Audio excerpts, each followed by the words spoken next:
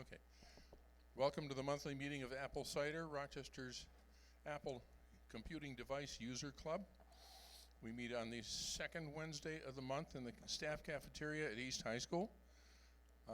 We also have a question and answer and green apples session on the following Saturday. Bob, is that happening at your place this week? Do you? Okay, you don't need RSVP calls if Steve's coming over and everything, do you? Okay, you can give Bob Hoey a call. Your number's on the CIDER website, I think. You start at 2, you're saying, for the green apples? And then roughly 3 o'clock Q&A with Steve and whoever else is there following up. This being holiday gift season, the applecider.org homepage has a link to Amazon Smile, and if you go through that, a very tiny amount of your purchases comes to the club. It does not increase the price to you. This week we have Adam Engst by remote from Ithaca talking about Catalina. Am I right? Catalina and iOS 13, yep. Okay. And then we're going to talk about holiday gift ideas and Q&A stuff with Steve. What have I forgotten here? Oh yeah, the board meets on the third Wednesday of the month at Irondequoit United Church of Christ, and there's a link to a map to get to that too.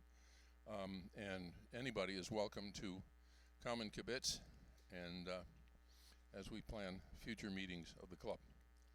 Except that this time around, next week, we are going to be at the Old Toad on Alexander Street at 7 o'clock, 7:30, something like that. 7:30, yeah. Okay. Well, I think I'm going to say that's enough here. All right. Today's 12/7/2019.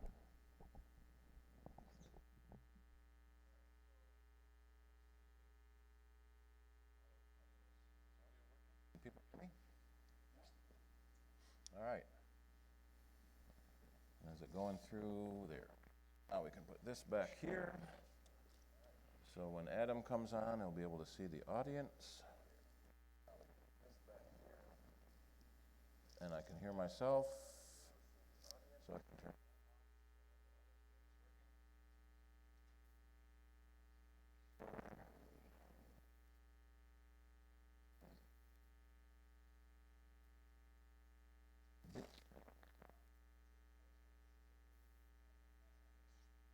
Alrighty, so some interesting news happened in the Apple world this week. You may have heard that the Mac Pro has started taking pre-orders. Mac Pro. We were joking when they announced it because it starts at $6,000. This is a high-end Pro machine. You are doing, the $100 million Hollywood video movies, you'll probably buy several of these. A few things we didn't know have come to light now that the pre-order is available. There is a rack mount version, so it takes the regular frame and removes the handles and feet so you can mount it in a rack. And a lot of the Hollywood people love the rack mount stuff because they shove everything in racks. What's interesting is I just lose my microphone. Oh, I can hear it back again. It's an extra $500 to take off the feet and add the rack mount. One of the questions that we all had was the wheels, because they showed the Mac Pro has wheels on it. $400 for the wheels, because it's not just the wheels, it's the whole frame with wheels on it. What? I can't hear myself. I don't know what I can do about it. That's a big room. It may echo.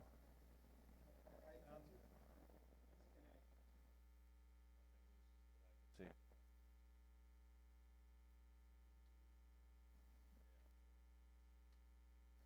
When I talk, yeah, no, green light's on. I'm getting power through everything. So when the Mac Pro first came out, and some of the options they talked about being available, we were all trying to guess about what the cost is going to be if you max everything out. We always love maxing things out to see what it works out. Some people were guessing 30, some people were guessing 40. I was going all the way to 50,000, and I was close. So the standard config is an 8-core Xeon processor, and there is a 28-core model available for an extra $7,000. So we might as well put that in. So it runs even faster. Memory comes with 32 gigs of memory. That's not enough these days for Hollywood. So you can get 48, you can get 96, you can get 192, 384. We can keep going all the way up. 1.5 terabytes of RAM for $25,000. So that's 1,228 gig chips. Now we're pushing 40, but we're not done yet. Now we have the graphics cards.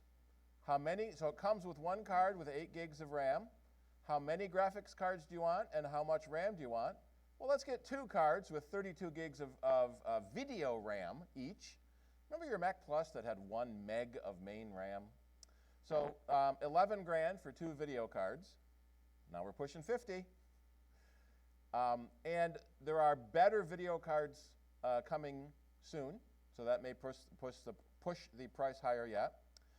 Standard with a 256 gig storage, which some people thought was weird, but for most people using this computer, the only thing on the internal drive is your app, because all of your storage, your video projects, your audio projects are probably all going to be on a SAN somewhere, a giant hard drive on your network, because you've got lots of people working on the same project. So everything is going to be on a SAN stored. But if you want more storage, you can go to 1 terabyte, 2 terabytes, 4 terabytes for $1,400. There is an 8 terabyte drive coming soon. Apple did announce the 16-inch MacBook Pro. You can now put an 8 terabyte drive in. And we need the afterburner card, of course, because we can. So that makes graphics rendering even better. And we might as well put the wheels on it. What's interesting is the keyboard and mouse are included in the price.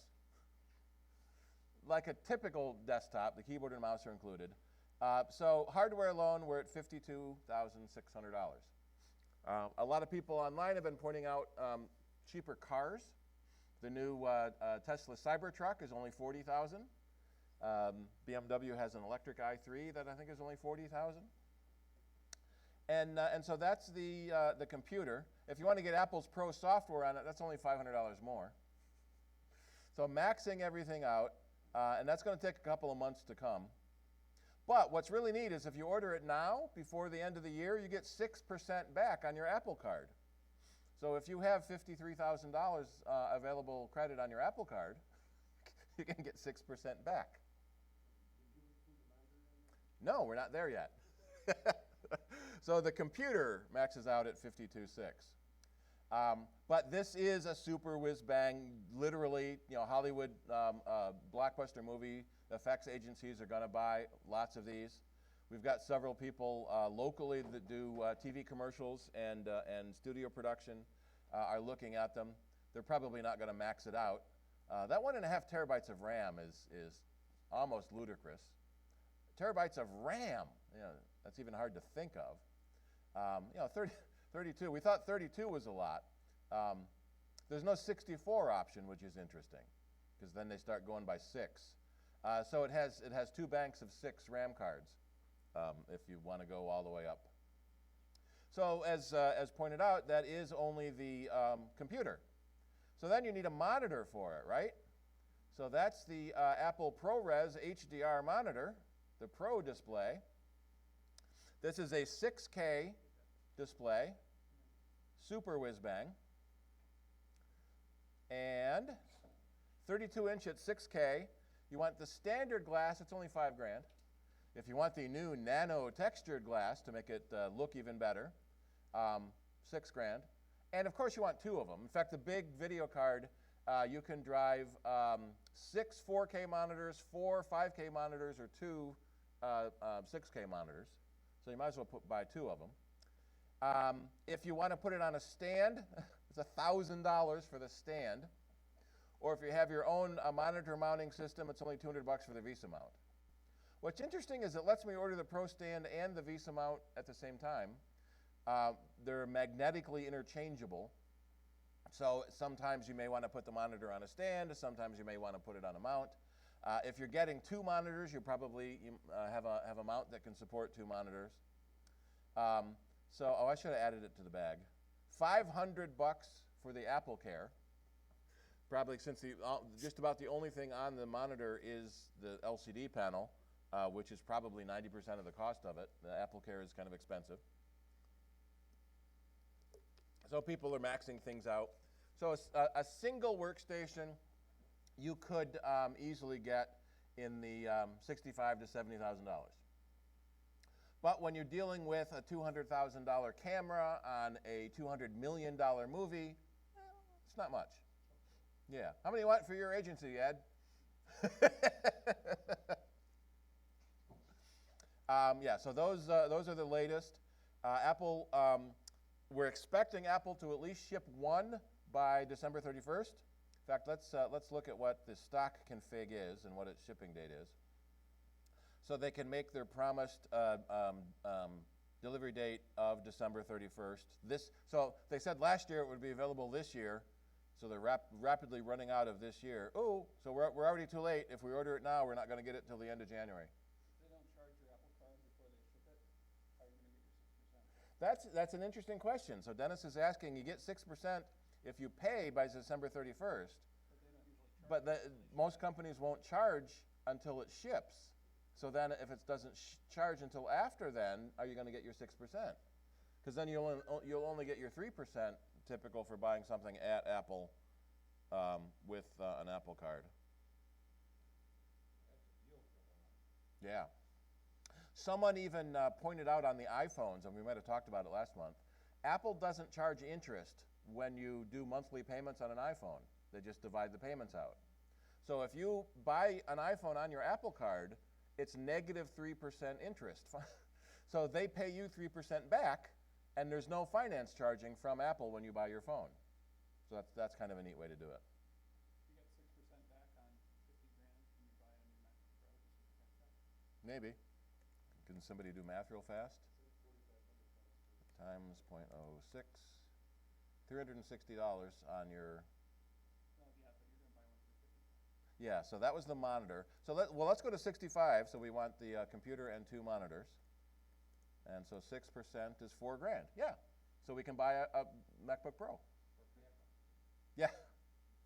Well, and the new 16-inch MacBook Pro can also run on the XDR monitor. So a lot of people are using that as a mobile workstation. So you use the cash back on the MacBook Pro to buy AirPods. Yeah. We are starting to get, at our store, we're starting to get them in stock. We don't have a floor demo yet, or I would have brought one of the 16-inch, but we have set up a couple for customers. It's a hair bigger than the 15-inch, even though it's got the larger screen. It does that by having the smaller bezels. But what I found interesting is the box it comes in is a heavier cardboard. So I'm wondering if they were having problems with shipping on the older models, where they had to have the heavier cardboard, and so they've got that new. So some interesting upgrade options here. From 2.3 to 2.4 isn't really much, but it's only $200. We might as well do it, right? And the RAM and the storage you cannot upgrade afterwards. It's soldered to the motherboard. One of the stories I read, Apple found that, was it 60% of hardware faults were traced to RAM coming out of sockets. So when RAM used to be in sockets, or when your hard drive was plugged into a socket, the heating and cooling cycles your computer goes through, things will drift up out of sockets.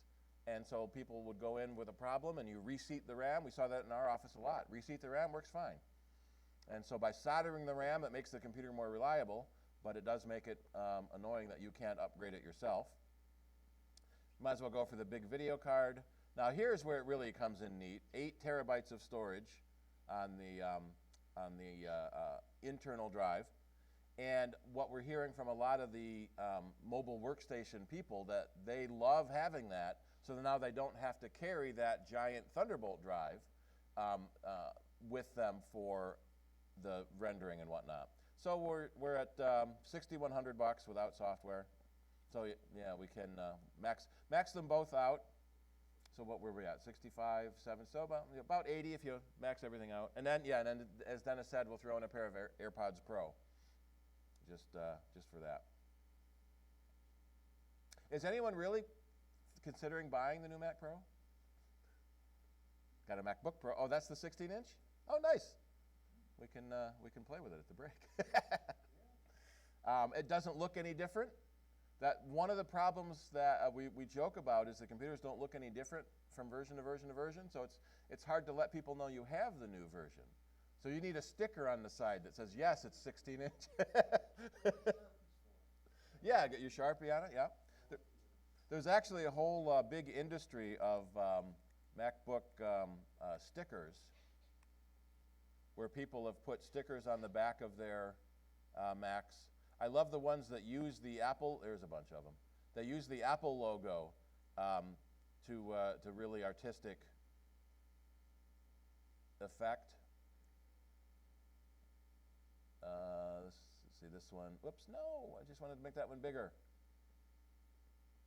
So we've got here's a monkey with a TNT detonator into the Apple logo. There was one that was I saw once was Cinderella holding up the Apple logo on her plate. What's annoying now is the Apple logo doesn't glow anymore. They were using the leftover, basically leaking backlight from the screen to put that glowy logo up. So that would have been fun. But that was neat with the Atom. Cityscapes. So a lot of people like to adorn their computers. We've even seen a couple of them where they put the back case in a laser etching machine, so you can do a laser etch instead of a sticker. It does make it hard to replace your screen. I've got a computer in the shop now where he's getting a new screen, and I don't know if I'll get his stickers off. Or if they come off, they probably won't go back on to the new screen. Did everyone see the new Apple commercial? I don't know if I'm going to find it here. Might be able to find that on the YouTube channel. It's one of those tear jerkers. It starts out with, Get off my side! No! Guys, it doesn't matter what side you're on. I'm not touching you. You're so annoying. Get off me! Hey, girls, please, can you get off Here. me? Typical family Watch trip. something or play a game. I'm hungry. The sign is up there. On her own. Babe, I like you got the iPad? Yeah, I like on. Daddy downloaded some movies for you. Some people were upset about babysitting the kid with technology. We're here. Dad, are you here? Well. Hi. Yeah, hi, Isabella. Hi. Ava. Guy. Clyde, play Settle with down. me, Clyde. Clyde. Settle down. No, Dad, I will do that. He likes me. Girls, Clyde. in the lounge. Come on. You guys want me to put a movie on for you? No, we got it. Mommy? Yes. Is Grandpa still sad? Yes, honey. Keep busy and don't annoy Grandpa. Say. Leave it. Here, let's take some photos. Make sure you clean that up. Here, take a picture.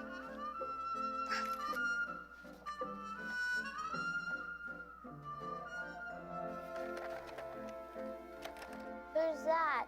That's Grandma and Grandpa. The 30s and the 60s they run on TV. You can't quite You miss get her? the whole thing on the 3-minute movie. Oh, Dad, I ironed your shirt for you. Thank you. Would you like me to help you pack this stuff away? No. Dad. Girls, come on. Let's go downstairs and watch something. Grandpa needs some quiet. We'll just be in the kitchen. Everybody else at the golf course feels the same. They're just so Uh-huh. Thanks. Of course, I have a A-U-G-H-T. pencil. You really need to go to sleep. You just woke us up. If you wake us up before 6 o'clock, I'm opening all the presents. Isabel, it's too early. It's for all of you. Haha, girls. You're just tapping. What is this? Nana fell in love. Oh, look at your hair. Here, this is how you do it. When did you do this? You two beauties. Clyde.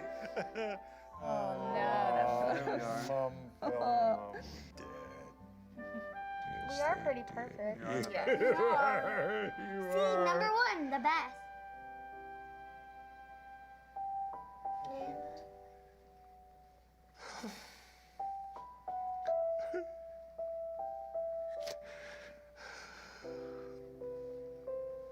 Oh, look.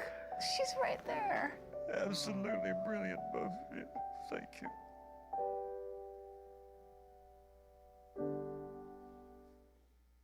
What's interesting is they don't actually say anything about the product they're selling. They're selling Apple as a brand, but it kind of tugs at your heartstrings there.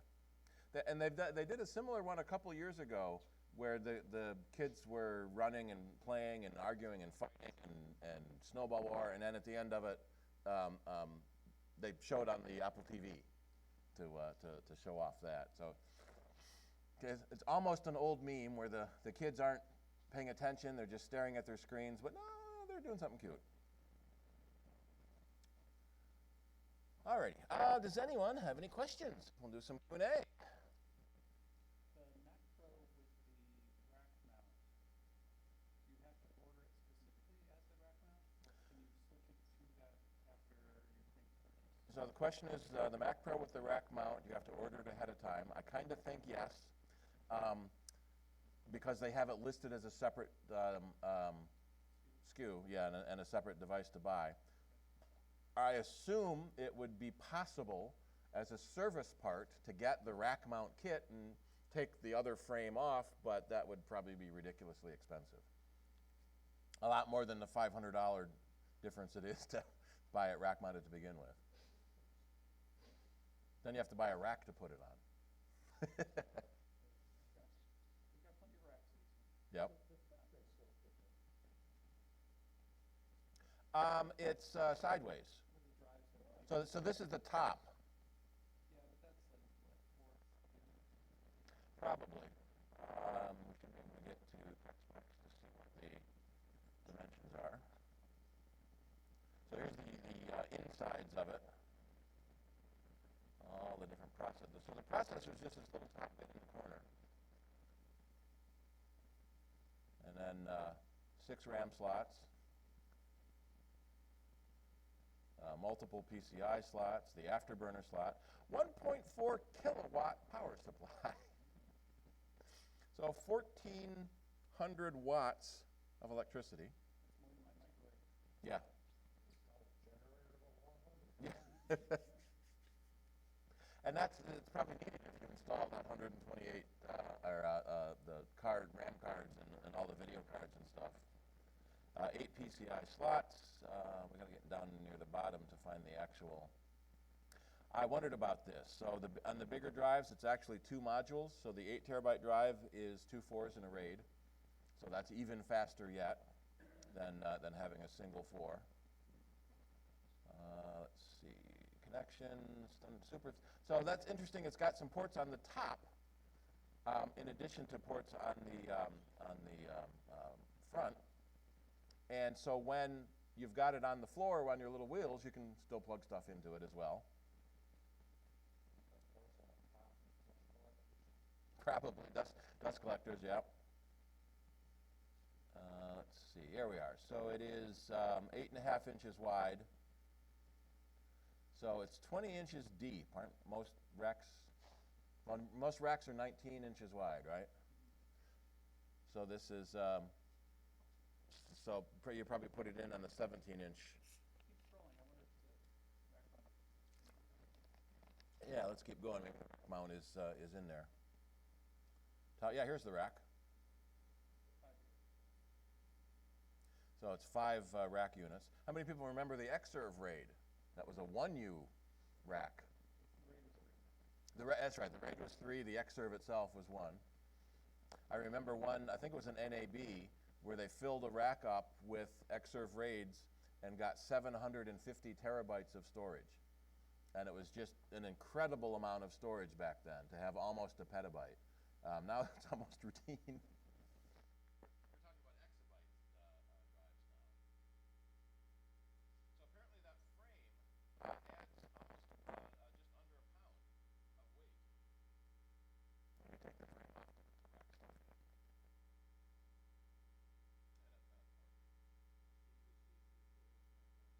Yeah. Did we lose it again? I'm just wondering if it goes, we lose it to the screen too. You don't have another mic picking up your voice without that. I can do this one. Well, I mean, There's a, the transmitter and the receiver both have batteries. There's a USB power source for the receiver. Is the extended warranty for the Mac Pro still only 3 years? So the extended warranty, we've been hearing some interesting stories about AppleCare. Let me see if I can get down here and find it. Initially, AppleCare is a 2-year extension, so 3-year total on your computer.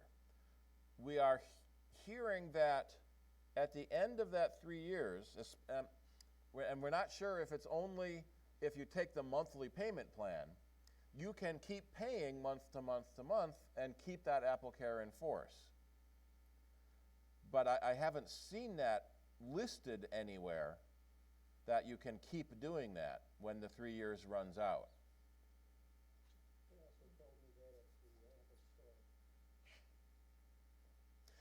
But when you pay for it outright, up front, then how do you pay for it again at the end of that 3 years?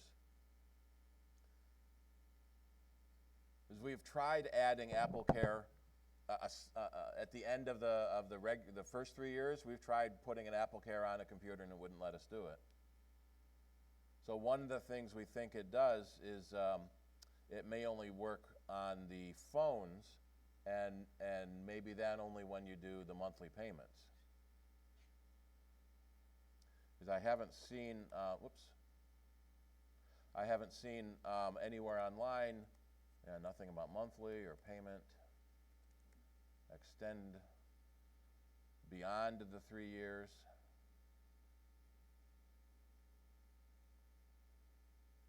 But some of the blogs have reported it. Let me see, 3 years. Let me see what we can find with Google. So Apple said it wasn't, but I remember seeing it somewhere that it could be done. There's also some interesting things happening in Europe where the EU requires 2 years warranty on many things, where in the US it's only 1 year standard warranty. So we may, let's see what this one says. We may end up having a change in our consumer laws here. Although the EU is much more consumer friendly, and in the US our laws are much more corporate friendly. Yeah, so in the subscription on the phones, you can keep it going.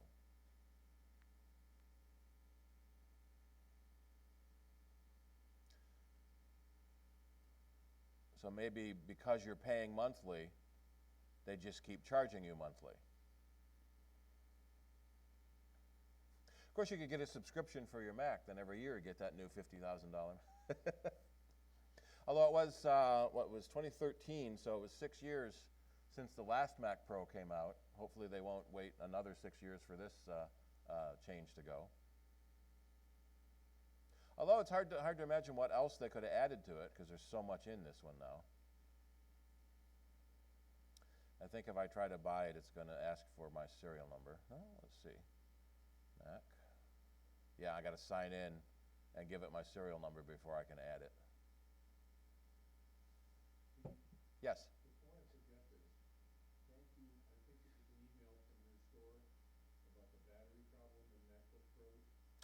Yeah. Yeah, I think that's a good point. We're at it now. Yeah, if you have a 2015 MacBook Pro, and if you don't know what model you have, if you go to your Apple menu and choose About This Mac, it will tell you what model it is. We have a 2016 MacBook Pro here. So the 2015 MacBook Pro had a problem with the batteries overheating, and so Apple actually issued a recall, and this is a bit different than a Surface extension. And the recall affected air flights. So the FAA has a regulation that any recalled battery cannot fly. So we've heard stories about people who were stopped at the airport. They couldn't take their computer on the airplane because they couldn't prove that it had been repaired. There's one story we read where they didn't care. I don't remember if it was TSA. It might have been the TSA inspection. They said you can't take the laptop on the plane, period. But if you have a 2015 MacBook Pro, primarily between September 2015 and February 2017, but nobody remembers that, you can go to this website, put in your serial number, and see if your computer is affected by the recall. You can get a free replacement of what turns out to be your top case. So the top case, the keyboard, the trackpad, and the battery are all one part that gets replaced.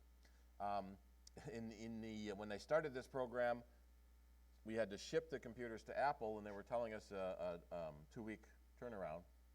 Now, generally only takes 3 to 5 days to bring your computer into our shop. We just finished one for a customer the other day. So if you do have a 2015 MacBook Pro, you can check to see if you've got a battery replacement available for it. And because that is a safety risk, it's probably something you want to do sooner than later. That the one we just did, the batteries had started swelling, all 6 cells, and the bottom case was starting to pop off, which is what prompted her to bring it in. Because we've had a few customers call us and say, well, I can't be without my computer. And we kind of understand that, but you kind of have to be to get it replaced for the couple hours it's going to take to do.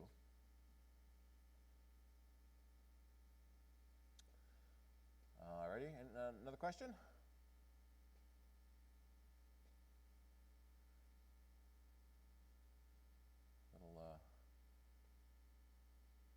Again, as Charlie mentioned earlier, we've got our Amazon link for, we get referral fees from Amazon, so any purchases you make.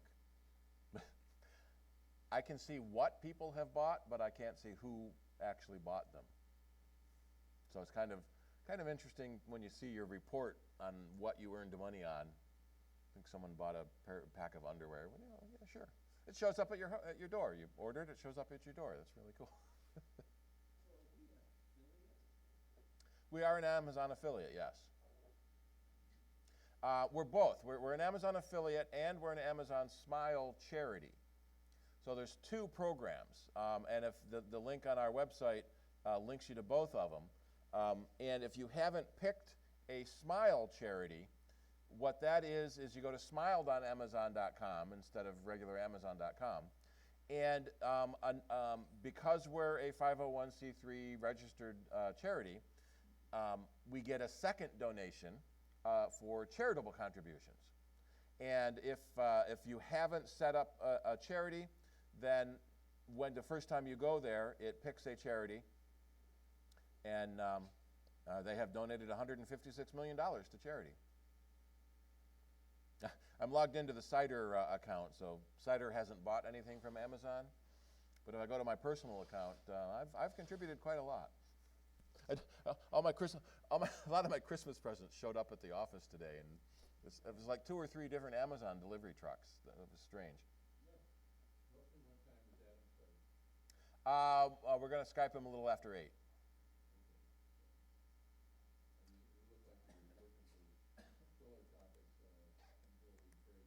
Yeah, we're going to break a little early and then bring in Adam.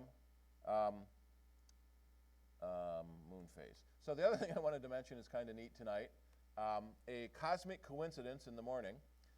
So tomorrow is 12/12, and coincidentally at 12:12 a.m. is a full moon. There was one report I read said the statistical probability of that, and it was kind of interesting. Yeah, I mean, I'll probably never find that article again. So the full moon happens exactly at 12:12. So if you're very pedantic, it's not the full moon is at 12:12, and at 12:13 it's now a waning gibbous, even though it looks pretty full. So it's going down from there. There actually, one of the websites I found gave was it time and date? Gave the actual percentage, like to 4 decimal points, on how full it was. Yeah, see now there to 1 decimal point, it's at 100% already. You need to have more decimal points because it's not quite full yet. Let me see if I can find that article on how often it happens. Yeah. People do a lot of transit pictures. Full moon of the decade. Does that mean it only happens once a decade?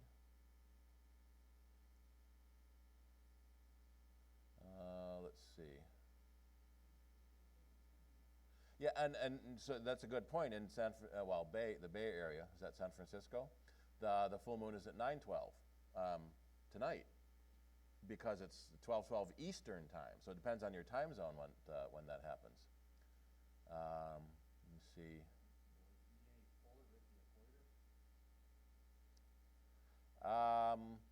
At a different, it won't be any fuller, but the time is different. Let me see. I'm probably not going to find the link. It might have been at Sky and Telescope. I know I read them.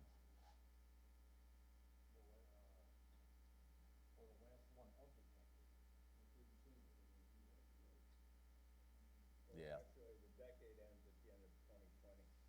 Yeah, most people don't realize there was no year 0. So like the first decade was 1 to 10. The second decade didn't start until the whole big 2000 year, end of the century. Century didn't end until December 2000. So 2001 was the first year of the new century.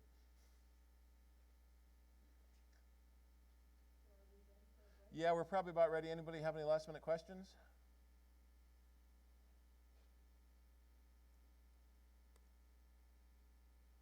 A lot of Amazon Alexa. Oh, there was some big news on the smart appliances.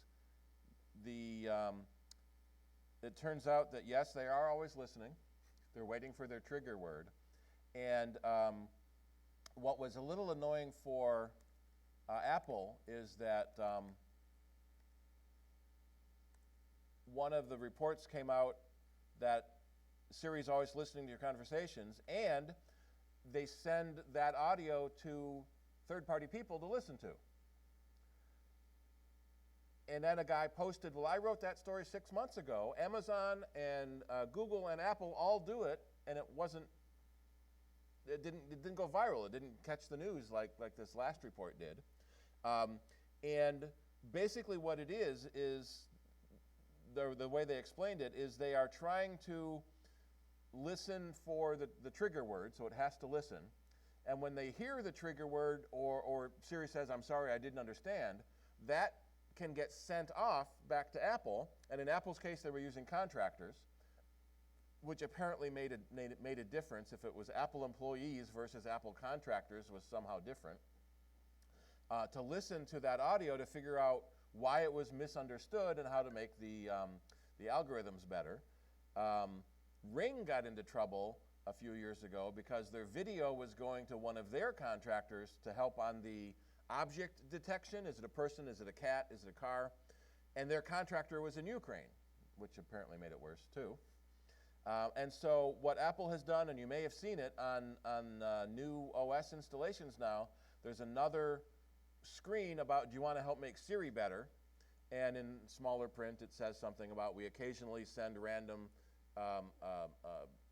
short audio clips, usually only 2 or 3 seconds, for the people to make the algorithm better. And it is now going to be Apple employees, not Apple contractors. Yeah. It may be along the same lines, because I got an email from Consumer Reports about that kind of thing, and they were mentioning also smart TVs Yeah. gathering information on this. A lot of smart TVs now, at least, will have Alexa or Google built in, but there were concerns, and several of them were discovered, that the smart TVs were reporting back what you watched. And so, how many people were ever like a Nielsen family to write down what you watch? Yeah. The first couple of days you do that, you're really pretty fastidious about it. But then at the end of the 2 weeks, you've forgotten to do the 2 weeks, and so you just fill it all in. And so if the TV could tell the advertisers exactly what you were watching and how long you watched, that would be cool. And so some of the smart TVs were doing that. And some of the smart TVs that have vocal options to ask it to change channels were the same sort of thing. They were discovered that they were sending that audio back to the company in order to make it better. But there were a lot of stories. There was one big one I heard about on Alexa, that somehow Alexa heard send a message to a person's name and then started recording. And that person got this message and then called the people they knew and said, why did you send me this 20-minute audio recording of you talking, about the game or whatever? And so there was a lot of mistakes that Amazon heard that was send a message, or sometimes I wonder about the TV shows that will say things like that, and do they actually trigger? But a lot of people are now starting to pay more attention to those smart devices. I've turned mine off until I actually push the button, so I don't want it listening. Ed? Steve, there was a piece on the news tonight, just before I came over, where a family put a camera in to watch their girls in their bedroom, and somebody hacked into it. And the recommendation was to have double verification. If they get in once, they won't be able to get in for the second verification. Yeah, there's a similar problem going with security cameras. That's what this was. Many security cameras aren't secure, especially the super cheap ones you buy. And they're easy to break into, but even in the big ones, there's bugs that get found, and people can break into homes and can monitor your recording as well. There was an issue a few years ago with one camera where someone had bought a camera, set it up, returned it, and apparently that same camera got resold to somebody else, and they didn't change any of the code for that camera, so now the previous owner started getting the video from the new owner. And when they looked into the research on this, the web address where you look at your camera was had a serial number in it. So they just put a different serial number in, and they got someone else's camera. Put a different serial number in, got someone else's camera.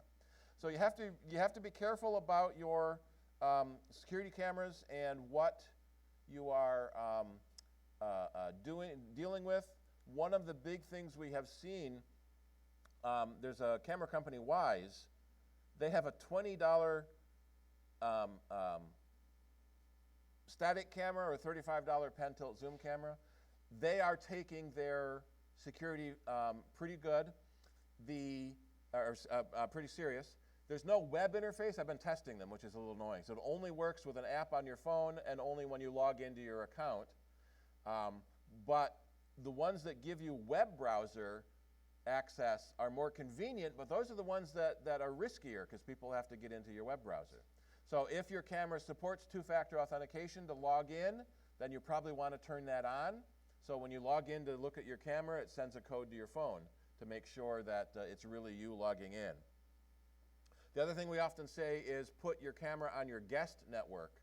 So if someone gets into the camera, they can't necessarily use that as an attack surface to get into the rest of your network.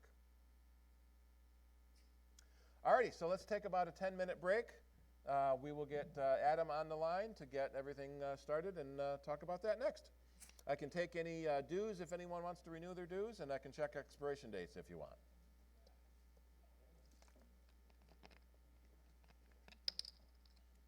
I have a quick announcement. My Idea Phrase Creator app is on sale for the month of December and for most of January for 99 cents. Normally it's $15. So Ooh. if you want to download that and have all the fun you want with it, welcome to it. Idea Phrase Creator on the App Store. Cool.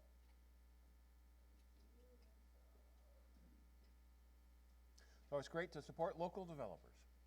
All right, I'm going to turn that mic off.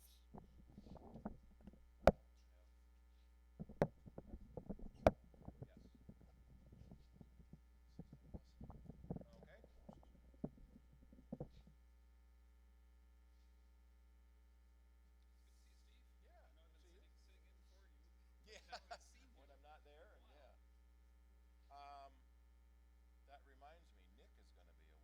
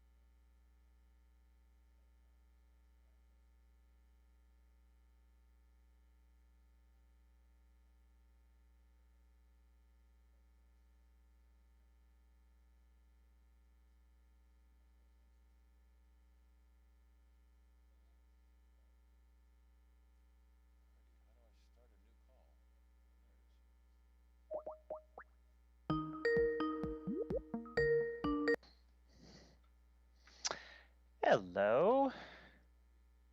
Howdy. Got the camera on the crowd. Let's see. Not getting audio on this side yet. Turn that on. Is that me? Test, test, test. Got two mics. Either of them working yet?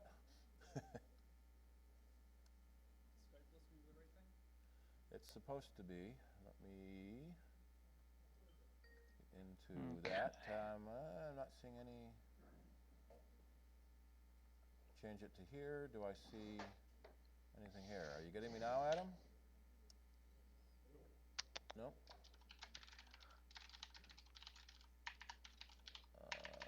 No, that's not what I wanted.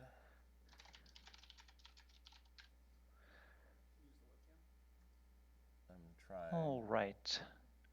Are you guys hearing me at all? Yeah, hearing me? Yeah. Yes? Okay, I'm not hearing you at all. Just so we're clear on that. Yeah. All right. Oh, let me try my audio here. What do I want? I want this one. Sound. Output. Snapshot. Input. USB codec. Are we getting anything? Huh. Test, test, test, yeah.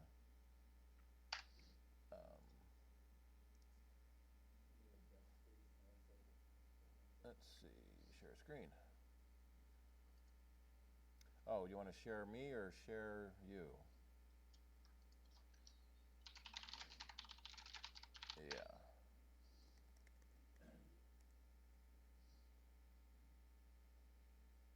Let's see. Am I sharing to you or are you sharing to me now? I can see myself now.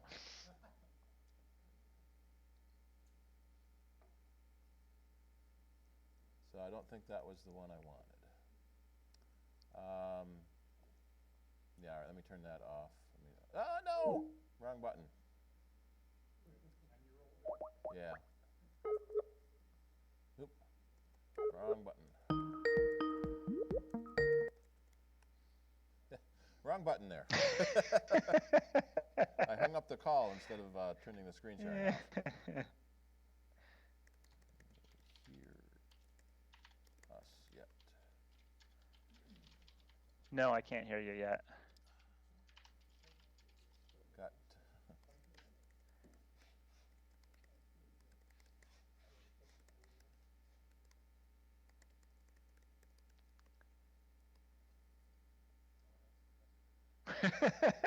Well, as long as there's two mics, we're all good. Yeah.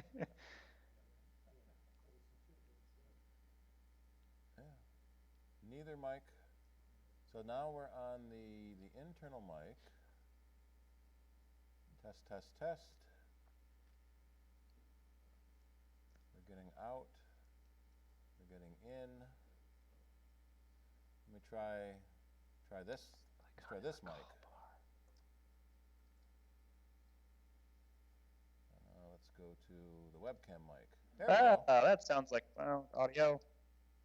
Oh, the microphone and the camera have to be the same, even Oh. though it lets me pick different inputs for each one. But now Cool. the mic and the camera are the same. Yeah. Yeah, there is a share screen button that pops up when you point down to the right of the. I see it. Yes. There we go. Okay. So let me do this. I've got multiple monitors, so I can whack you guys over here. Ba-bum, ba-bum. Ba-bum, ba-bum.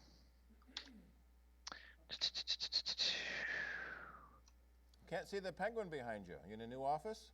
I've been. He's over on the other side of my desk.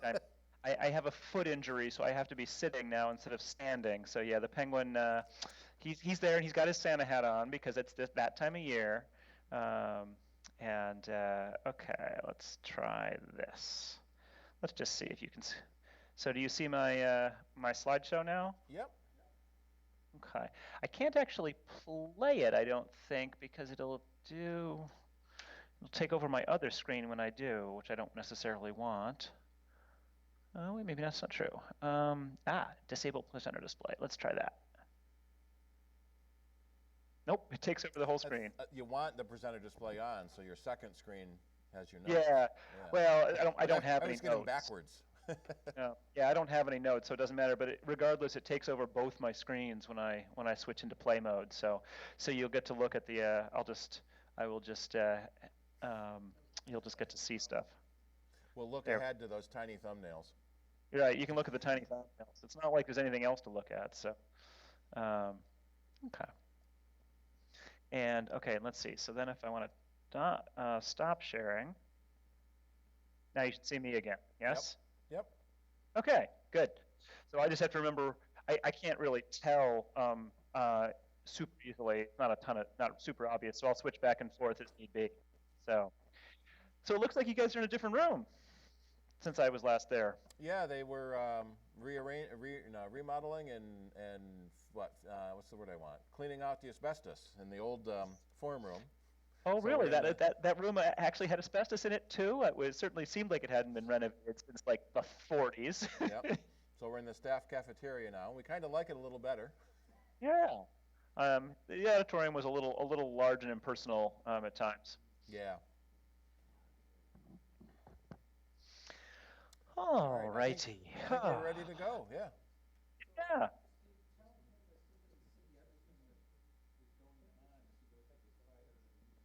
Yeah, you can bring up our YouTube page if you want to see the stream that we're putting out. But there's about a 20-second delay. I think that would probably blow my head up hard. Now, if I could see your YouTube page 20 seconds in the future, that would be more helpful. That would be good, yeah. Though I suppose anyone watching the YouTube could be there directly to get the future. I don't know. Time travel raises all these problems. It always does. Okay. Well, so I see some familiar faces. I have to admit my vision is not what it used to be. So wait, I can make you all larger. Oh wait, it's even better if I make you larger. Look at that. I'm working on a 27-inch iMac, so you guys can be, I won't say life size, but certainly a whole lot bigger. Hi, Dennis. Now, once I made you bigger, I can tell who you are. Oh, boy. All right. Well, should I get started? Have you guys all been playing with the 16-inch MacBook? Yeah, we even have a member that has one with him tonight. Oh, excellent. So I have to ask, how do you like the keyboard? He said he didn't have the old keyboard, so he doesn't know the difference. I had a 17-inch When I was playing with it, it said it had a millimeter more travel, which doesn't sound like a lot, but it feels like a lot. Yeah. Well, certainly I haven't got a chance to touch one yet, but all the reviews I've heard have been, you just don't notice. Like, it just works like a keyboard, finally, as opposed to feeling like you're typing on something that's not really quite right. So, well, my big question, I don't know if other people have hit this as well, is I think it's fabulous that Apple put this new keyboard in the Butterfly, replacing the Butterfly in the 16-inch MacBook Pro, but I'm waiting for the 13-inch MacBook Air. That's the machine that I'm upgrading from. I have a 2012 MacBook Air, and I've been holding on to it purely because I do not want the new keyboard. So as soon as they come up with that, hopefully next year I'll be upgrading myself. Alrighty, well, why don't I switch into presentation mode here a little bit, get started. So I don't know how, I'll actually be kind of curious. I want to chat about all the new operating systems. And I'll go through them a little quickly at times because there's still a lot to talk about. But I want to focus on some of the features that I have liked the most and I think are the most interesting. But before I get started, I want to actually just take a quick poll. How many people here have upgraded to Catalina on their main machine? Okay, a couple, so good. How about iOS 13 on iPhones or iPads that you primarily use? Okay, and then does that mean the rest of you, how many people are still on iOS 12? Okay, so, okay. iOS 11? Hopefully not. That's not what we're saying. And how many people, if you have Apple Watch, have you upgraded to iOS to watchOS 6? Yeah, yeah. So let's get this out of the way right up front, just so we're all on the same page. I have not upgraded Catalina on my main Mac.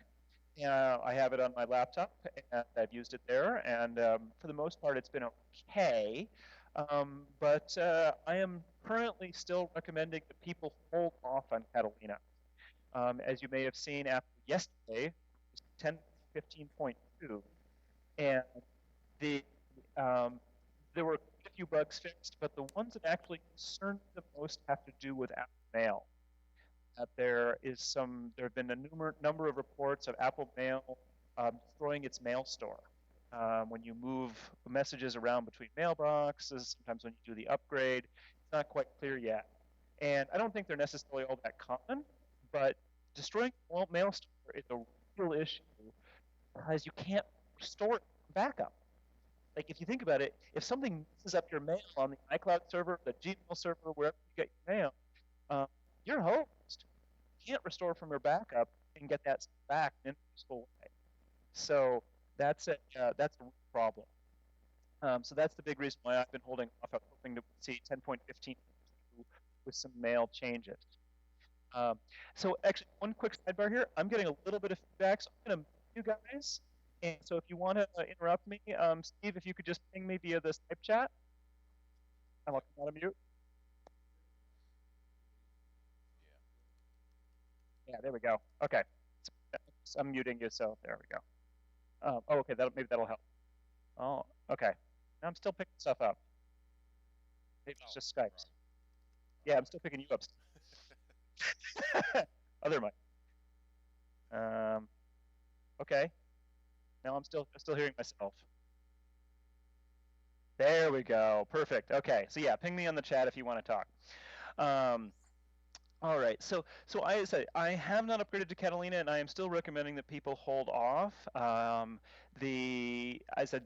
of the concerns are just a little bit too significant with SA Mail in particular. One of the big concerns that has been resolved in the last few weeks is most backup programs are now compatible with Catalina. Something I'll get to is Catalina has a new change in the way your system is separated from your data and applications volume. And so a backup program needed to be able to back that up and restore it properly, and Apple had not documented that.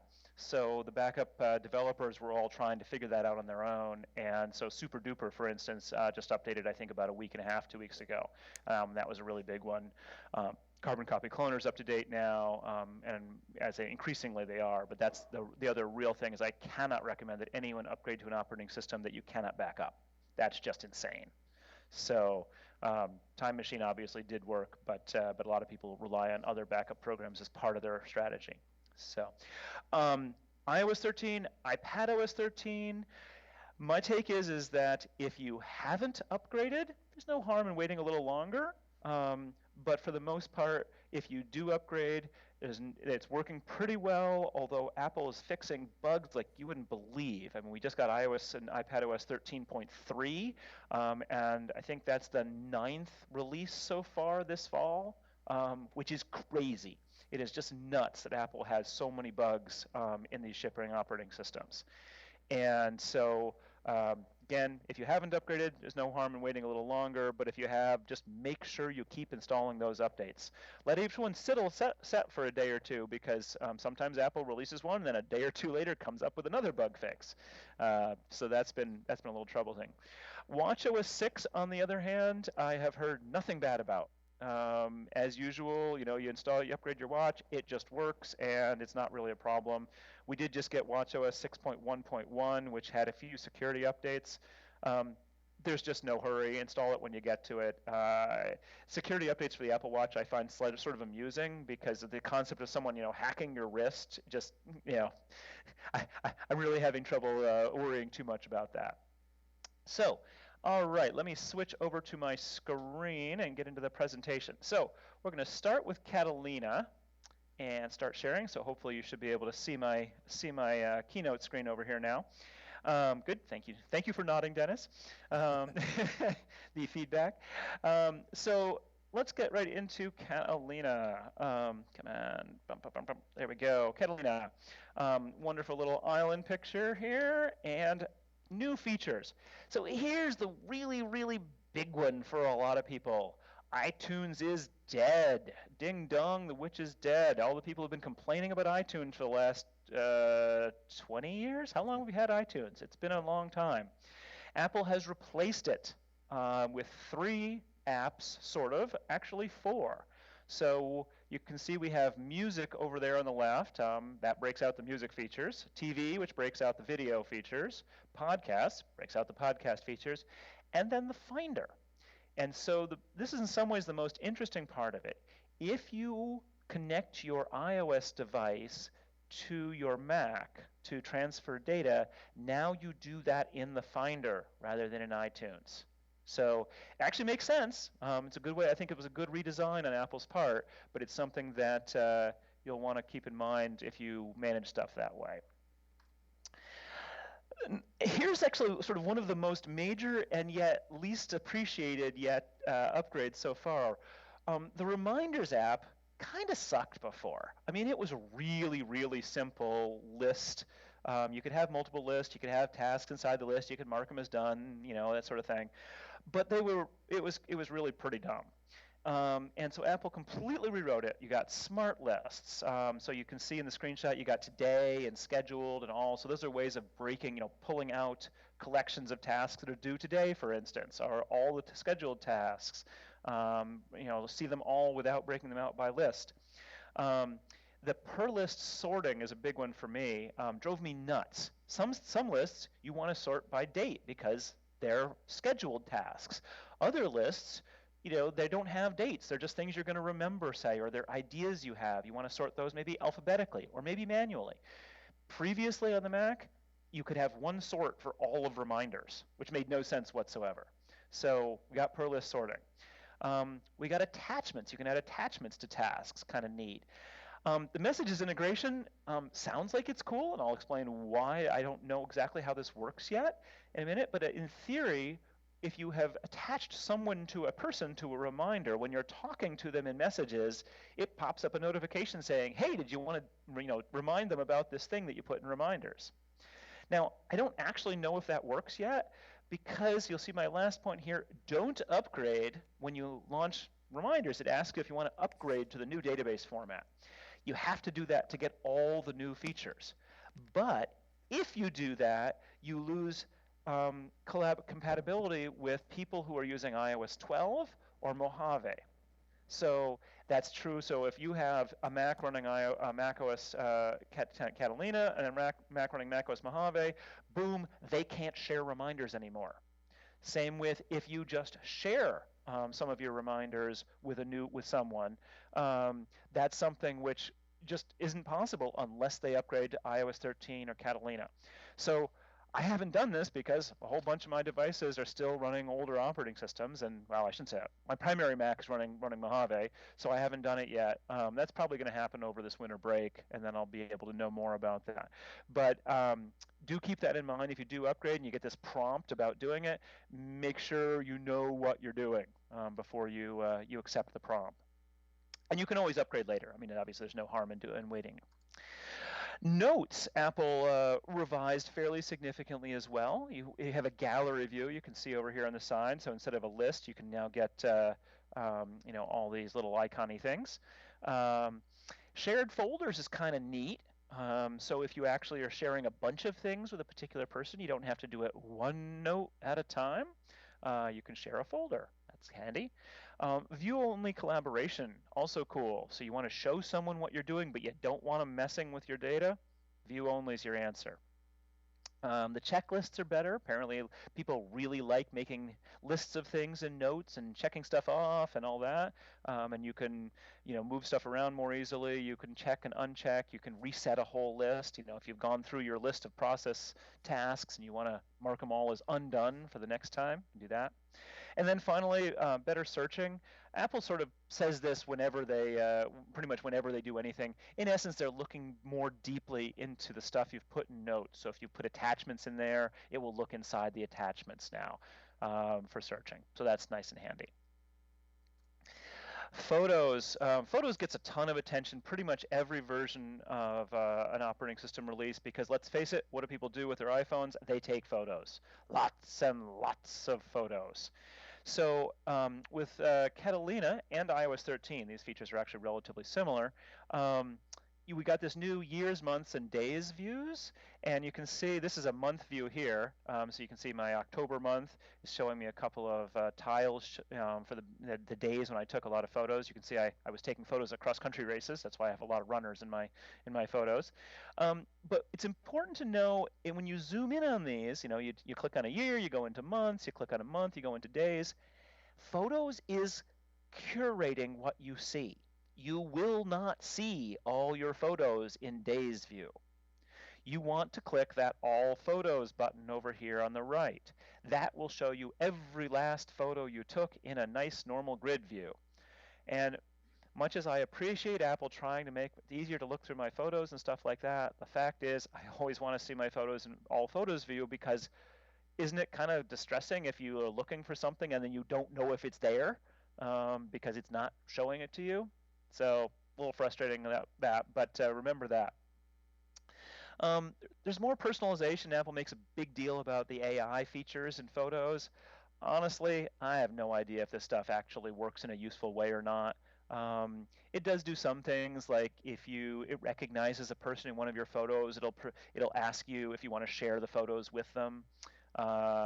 It knows that you've gone to a concert. I don't know how it figures this sort of stuff out. For instance, it will try to, you can see like my event here is called Taganic Falls. It knew where I was located, so it did it by location, whereas some of the rest of these are just dates. But if it knows that you went to a particular concert, it'll say, Bob Dylan concert or something like that. Again, whatever. It is what it is. Autoplay live videos and live photos and videos. So before you actually had to click on photos and videos to get them to play. Now if you just as soon as you view them or mouse over them, they'll start to play, which is kind of neat. Getting much closer to the Harry Potter videos. And then lastly, I don't know if anyone's really ever done this. I've only done it once. It didn't really feel all that useful to me. But when you do kind of go into one of these days where you've taken a bunch of photos, Photos will offer to make a memory of it. And it will make a video that is kind of a slideshow of all the photos it took. And previously you could work with those a little bit on iOS, but not on the Mac. And so now you can work with them on the Mac, and that's useful. Being able to edit them in particular is nice because I always found it a little frustrating when it's showing you photos that you don't want in there or not picking up some of the ones that you do. So good that you can get those back. All right, screen time. So screen time has two big capabilities on the Mac. And these are almost, as I said in the last bullet there, just like iOS. So this is actually a good thing because iOS had much, much better capabilities than the Mac did. So the first thing that you can do is you can monitor your own usage. So, on iOS, this is a bigger deal, right? People who get addicted to their phones, they feel like they're spending too much time on Facebook or things like that. On the Mac, I think that's less of a problem. I think we have a little bit more control over how much we use our Macs, or if we're using them too much, we're probably using them for useful stuff anyway. But nonetheless, you can get usage reports, and you can see like how much I use Slack and MailPlane and system preferences and whatnot. These are all pretty small numbers here because this is all running on my laptop, which I don't use for the most part. I somewhat hesitate to see what these numbers will look like when I upgrade my main Mac to Catalina, and it's pulling in 8 to 10 hours a day of usage time. Nonetheless, you get the same features as you do in iOS, where you can set downtime. So you can say, after 10 o'clock at night, no more usage. You can set app limits. You really shouldn't be playing this game more than 15 minutes a day. And the reason why this is important is because the family sharing capabilities. These aren't so much for you, in my mind, but for any kids or people who have trouble with how much time they spend. Anyone who's in your family, you can set these limits for them. And so that's a useful feature. I don't know how many people have dealt with this. I know, Dennis, your kids are roughly in that era, high school, where, gee, are they actually doing their homework, or are they goofing around on Facebook? Are they playing stupid Flash games? Well, probably not Flash games anymore, but they certainly were, 3 years ago. So that's a really big deal, and I'm glad to see it. Previously, the parental controls in macOS were pretty weak, and they're coming back into the same level as iOS now. Now, the one thing that Apple promised, and we actually just finally got in iOS 13.3, but not in Catalina 15.2. 10.15.2 is the ability to control who kids talk to manage their contact list, to manage who they can contact in messages and FaceTime and things like that. So again, there will be another Catalina update that will bring that feature in. I don't know why it didn't show up in 10.15.2. Now, here's the one which I think is the sleeper. This is the feature which, for some people is going to be why you should upgrade to Catalina yesterday. Voice control is absolutely freaking brilliant.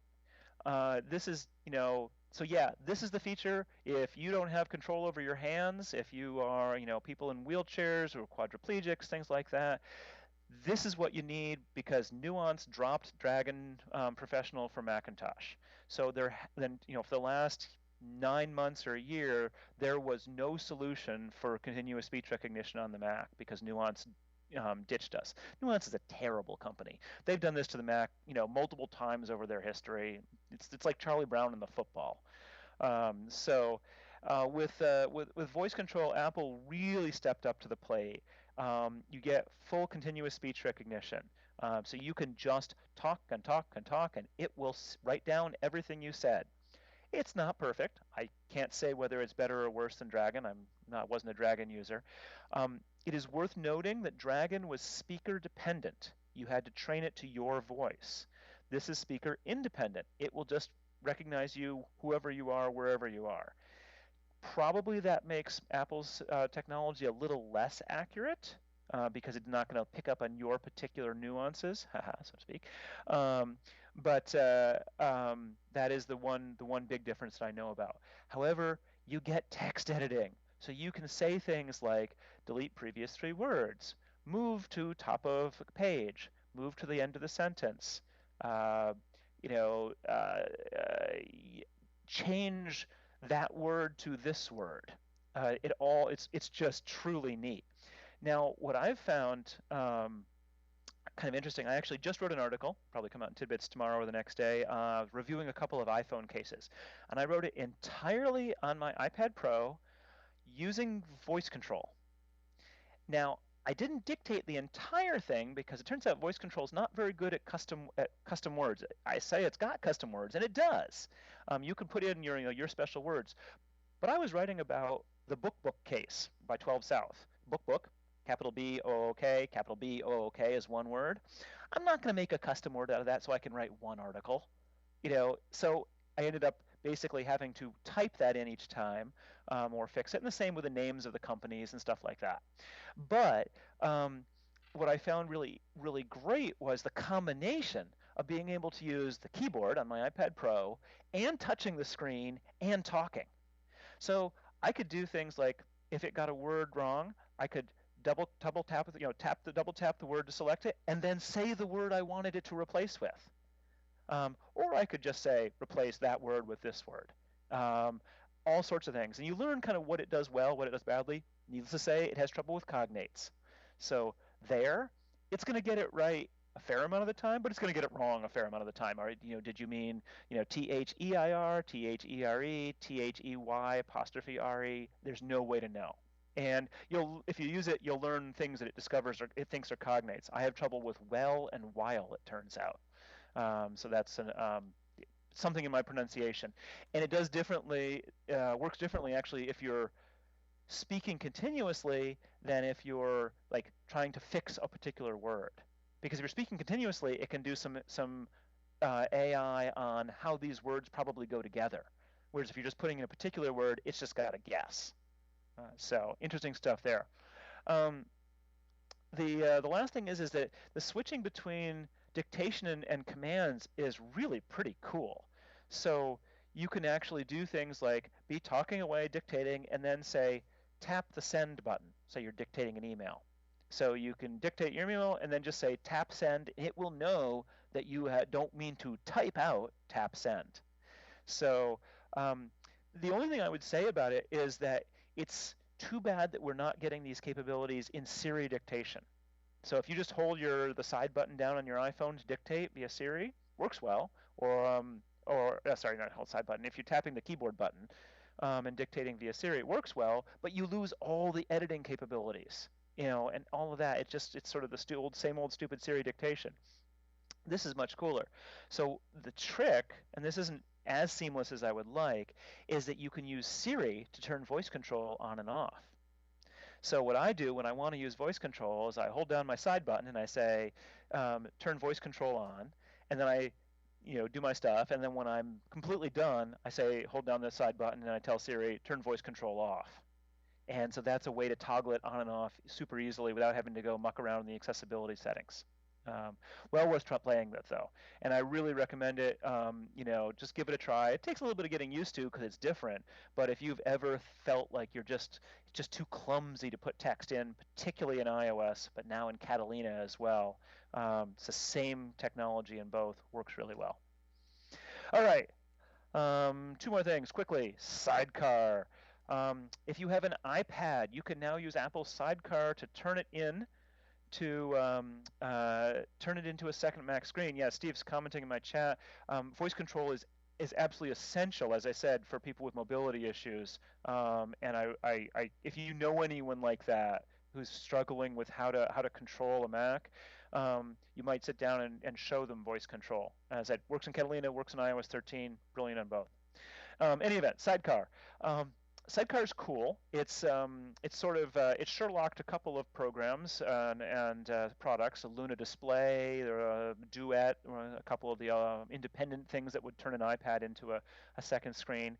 But it turns out Sidecar isn't fabulous. It's pretty good. You can use it via a wired connection via USB or wireless.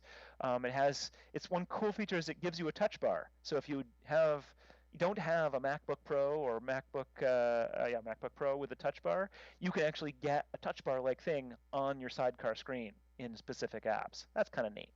The sidebar basically lets you control what's happening on the iPad screen, particularly if you're using the Apple Pencil, because you can do pencil stuff on the iPad screen while it's connected to your Mac, which is also pretty neat. But you can't use multi-touch on the Mac controls. So let's say you've got a window over on your iPad screen. It's a Mac window because you're expanding your Mac desktop. You might think you could tap it, but you can't. Doesn't work. You can use the Apple Pencil, but you can't use your finger, which is a little annoying. One thing you can do, which is kind of cool though, is you can actually swipe up from the bottom of the screen to switch back to iPadOS, and then switch back to Sidecar. So kind of neat. Honestly, I don't know if I would have a use for this. I will have to see, like, the next time I travel, if it's going to happen. It does have certain hardware requirements, so it's not every Mac that can use Catalina. I forgot the details, but you want to check into that potentially if you want to try using it. Same thing with it's not every iPad. It has to be running iPadOS 13, and I think maybe some of the older ones aren't supported. Okay, I mentioned a little bit about this at the top, but the other kind of useful thing in some respects about Catalina is it's got better security. We see Apple putting a ton of effort into security on iOS in particular, and they're really trying to bring the Mac up to the same level. The only problem with that is the Mac is not the same thing. And so, for instance, one of the things that Apple did is they broke the system volume apart from the data volume behind the scenes. So they're using APFS trickery to do this, and then they combine them again to make it all look like one volume to you. But it's really different, and what that means is that nothing you install can possibly write to the system volume. It's just not possible. Can't do it at all. Only Apple can write to the system volume. And one of the things and I don't know huge amounts about this yet, but one of the things I've heard in some cases, like what it does when it's upgrading and stuff like that, will actually is not writing to the system volumes, it's writing a new system volume and deleting the old one. So it's a way of Apple keeping all the stuff in the system volume really clean. And that's probably good, but takes a little bit getting used to, and it's something to remember that we, one less thing that we have a little bit had control over on our Macs, we don't now. Similarly, Apple has been increasing the number of things that apps have to ask for permission for. So used to be, if something wanted to use the camera, it had to ask you. If it wanted to do, you wanted to do your location, it had to ask you. Well, there's a lot more of them now. So for instance, I just have folders here, but it's a lot of folders. It's like if something wants access to your desktop and documents folder, if it wants access to your iCloud drive, if it wants access to external hard drives, apps have to ask for all of that stuff. If they want to do key logging. Now, why would anyone want to key logging? Well, some utilities might need to do that to just do their job. It's not like they're actually recording the keys necessarily, but they might need to actually check. And screen capture, still or video, again, things will ask. So all this stuff is good in the sense of, yes, it will help stop malware, because it limits, what can happen on your Mac, but it does mean that suddenly you're going to get a lot more dialogues popping up in your face. If you haven't yet upgraded to Catalina, be aware the first time you start using things after that, you are going to get notification after notification after notification of apps asking for things. Because all of these apps need access to do stuff. And some apps, like backup apps, need full disk access. Nothing really has changed there. That was true in Mojave as well, but just remember that if you don't give certain apps the access they need, they're not actually going to work properly. And they may not even be able to tell you that they're not working properly. Enhancements to Gatekeeper. So Apple's introduced this new thing called notarization. And basically this means that all developers have to send their apps to Apple and get Apple to sign it and say, yeah, there's no malware in this. This is an automated process in theory, although I have heard that it's not necessarily going as instantly as developers would always like. Again, not a terrible idea, but doesn't necessarily mean that it works for all apps all the time. Just worth keeping in mind, you may still run across apps, particularly like open source ports of things, that you have to control-click on the app icon, choose Open from the contextual menu, and then you can agree that it's okay to go past Gatekeeper. So if you have particularly old apps, because you think about it, if an app hasn't been updated for Catalina, it's not going to know how, it's not going to be notarized, just can't be. So you might get those kind of requests when you start launching things in Catalina if they're old. A couple of last little things. For the T2 enabled apps, Macs. So this is your iMac Pro, your MacBook Pros from 2016 was the T1, 2017 I guess, or 18, I can't remember which was the T2. The MacBook Airs are T2s. The Mac Minis have a T2. This is Apple's security chip. It's really good stuff. It means that all the data in your drive is encrypted without you having to do anything. But it also brings with it some issues in terms of, like, you have to go to some effort to boot from an external hard disk. That's not turned on or enabled by default. You have to, if your motherboard is damaged, for instance, you lose all the data on that drive. That cannot be recovered from. You can't just pull a T2 encrypted drive off and get the data off. Can't be done. And so one of the things I always tell people is if you've got a T2 enabled Mac, that's fabulous. It's more secure. Make good backups. That you cannot assume that drive savers will be able to help you in those last ditch situations. But the new thing that Apple added in Catalina is activation lock. So that means that no one can steal a T2 enabled Mac running Catalina and use it ever again. So kind of cool. I think it's going to cause some headaches for people in other times as well. And lastly, kernel extensions. Because of that read-only system volume, kernel extensions now have to run separately. And that's a good thing, again, for security. Should also make Macs more stable because it keeps them out of the system space in quite the same way. All right, any questions? Let me stop my screen sharing here for a little bit. Any questions about Catalina before we move on to iOS 13? Wow, no questions about Catalina. Yes, Dennis. I need voice or transcription. There we go. Yep, got it.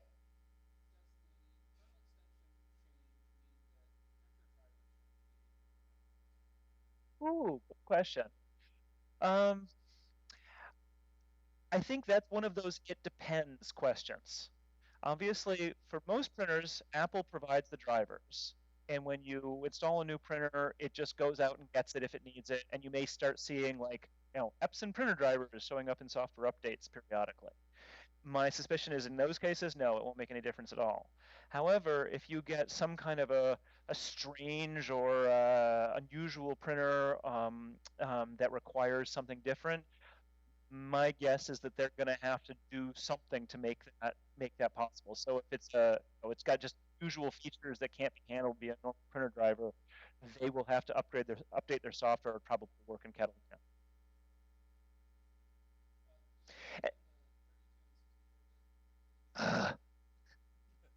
Yes, I forgot about the whole 32-bit. This is like the elephant in the room. I can't believe I forgot it. I've been dealing with this forever. The big thing, Catalina, is that Apple has closed the door on 32-bit apps. Now, Apple has been for years, and I mean years, telling developers, hey, for some point, 32-bit apps, you're going to have to upgrade to 64-bit, or we're going to cut them off at some point. And then, with High Sierra first, they started warning. With Mojave, the entire time they've been warning. Guess what? Catalina, no more 32-bit apps. So, and yet people are still like, wow, I had no idea. Really, it's been going on for years, and Macs have been 64-bit for almost a decade. So one thing that I've been really annoyed at is the messages you get are not very well thought out. It says this program is not optimized. Optimized, Why right? does it say it won't work? We've had a lot of people bring their machines back into our shop that all of their programs don't work under Catalina. When you install Catalina, during the beginning setup process, it says, here's a list of programs that are not optimized. Do you want to continue? Well, sure. I don't care if they're optimized or not. Yeah, in this case, optimized means gonna work at all. So yeah, Steve's absolutely correct. That when you install Catalina, those apps will no longer ever launch again, and so they just not happening. And for the most part, you have a couple of possibilities. You can upgrade the app, assuming there's an upgrade available. Some people are not happy about that because, say, you're using an old version of Adobe Creative Suite, and it's an expensive upgrade or an expensive subscription. Okay, so if you don't want to upgrade, then you can switch to a different app. So often there are alternatives, which are 64-bit, and that's also a good alternative if the 32-bit app, the developer just doesn't exist anymore and is never going to update it. The third solution, which we did a big article in Tidbits about, is you can run a virtualization program like Parallels Desktop or VMware Fusion on your Catalina Mac, and you can put your 32-bit, you can put a copy of Mojave or High Sierra, whatever you want, in that virtualization environment, and then you can run your 32-bit apps in there. And so the big one that I keep hearing about is Quicken 2007, that people love their Quicken. And, and although first Intuit and now Quicken is its own company, have rewritten it and it's 64-bit and all that, it still isn't, as I understand it, completely feature complete with what people are used to. In Quicken 2007. So some people, that's the running Parallels or VMware is the solution there. So I think that's a good one. All right, any more questions, or should we move on to iOS 13? All right, let's do that. I'll try to keep going quickly here. So switching you back to present slides. Boom, boom. Start sharing. Okay, iOS 13, a whole new look on a whole new level. Yeah, it doesn't introduce a bold new look. Don't believe them. It's not that big a deal. Okay, but here's the killer feature for iOS 13 for iPhone users. Silence unknown callers. If I don't know who you are, you're not ringing through to my phone. I don't know about the rest of you, but the telemarketing calls, it's just nonstop. I'm getting a couple a day. And so if you look in Settings, Phone, there's this new switch called Silence Unknown Callers. And what that does is it says, if you are not in my contacts, or I have not called you. So like if someone calls you and leaves voicemail and you call them back, then you've called them and they're no longer unknown. Then these people will go immediately to voicemail. They don't ring through, you don't get a chance to answer. All you get is a notification that a call went to voicemail, and you can go listen to the voicemail. Now, frankly, this is a great feature and it works pretty well. However, when you turn it on, you have to decide, how annoyed you are by the telemarketers, because the problem is that a lot of businesses, for instance, have multiple lines.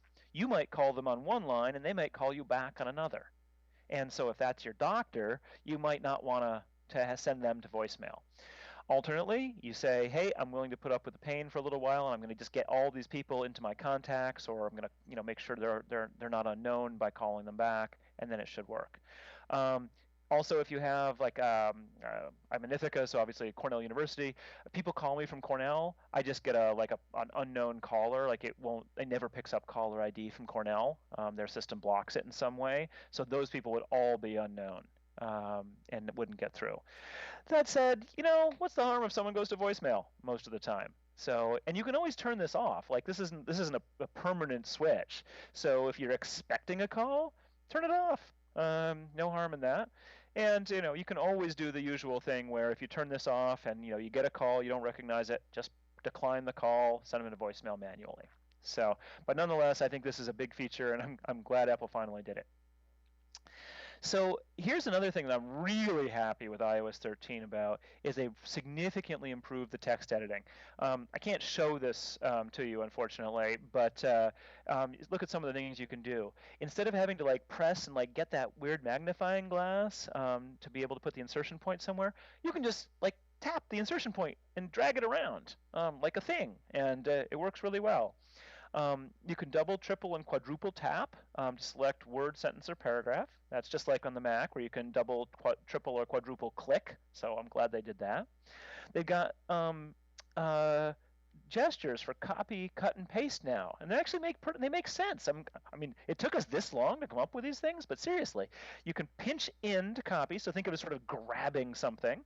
You can cut by pinching in twice. You can think of it sort of like a biting motion. And then paste, you use pushing it back out onto the page. So you've grabbed it with 3 fingers and you're going to push it back out onto the page by spreading your fingers out, which is kind of neat. Undo, similarly, no longer do you have to shake your phone, which is terrible because I was worried that I was going to throw my phone across the room when I did that. You can swipe left with 3 fingers or just double tap with 3 fingers, and that works really well. And if you undo something that you didn't want to, you can redo it by swiping right. So these are all really useful. Here's the big caveat, unfortunately, which is these are system-wide, but not all apps support them. And so these will work in things like Pages and Notes and anywhere where you've got a fair amount of text, but in Messages where you just have a line of text, they don't work so well. In a web browser, if you're in Safari working on a web page, the web pages often override these things. So a lot of them won't work on web pages.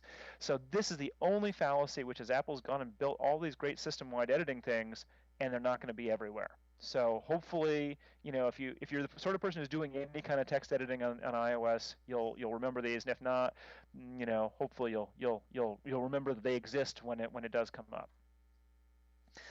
The other thing that Apple did to improve typing in iOS is they added slide to type. And again, I can't demo this, but it's not a new feature. Other apps have done this in the past with custom keyboards. But basically, you just put your finger down and you slide it from letter to letter to letter. So, you could go, I'm going to spell A-D-A-M, and it would guess Adam.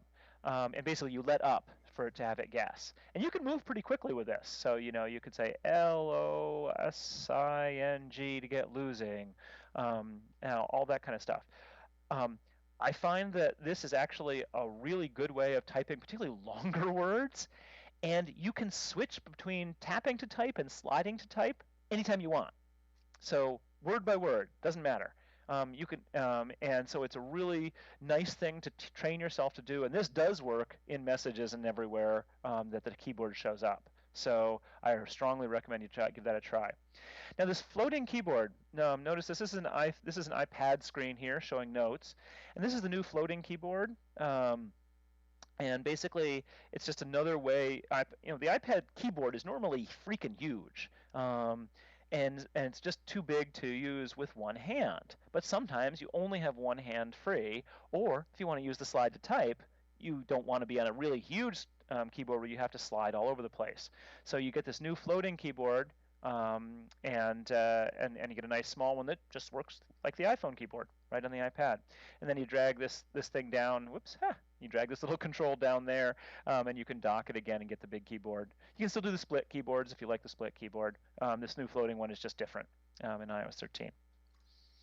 All right, I'm not going to say more about voice control in iOS 13 because it's basically the same. Oh, the one thing I will say that I didn't tell you about before, here there's this show names or numbers. So you can control apps. When you want to tap something, what if you don't know what it's called? So you can tell voice control to show names, and it will show you names for all the controls on the screen, which is kind of crazy sometimes. You'll discover just how many controls are on a screen. Or you can just do numbers. And what that does is you might get like 42 numbers on the screen, and you can say tap 17. And that will go and find whatever number 17 is right there, say, and it'll tap it.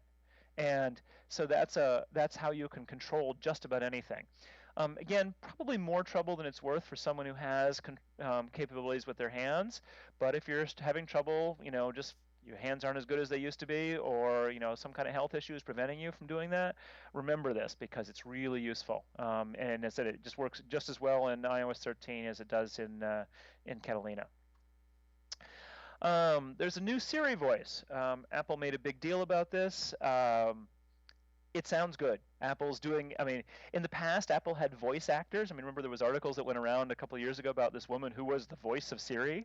No more. Siri is completely artificial now with this new voice, and I have to say, they've done a great job with it. Siri sounds just more normal than ever before. Unfortunately, what you'll probably discover is that she'll still sound not quite right because it's not perfect, but if you actually compare to the past, she'll be better than before. So in iOS 13, and actually the Find My iPhone and Find My Friends app have been smashed together into a single app. You can see here down at the bottom, I've got People and Devices. And so Devices is the same as Find My iPhone, so you can see where my devices are on this screenshot. And then People is where Find My Friends was. And so all Apple did was give us a single app to make it a little bit more easily to find things in one place. But if you're looking for the old Find My Friends or Find My iPhone apps, you won't find them. This is what you'll find. Lots of finding. Wish I could demo this. The improved maps of look around. I did a talk for the Oniana Mac user group a couple months ago, and I had so much fun demoing this because my friend Michael Cohen lives in Santa Monica, and so near LA, and he actually had them Apple's cars did the mapping with look around view, so it's like Google Street View, in the alleyway behind his house. He lives in an apartment building.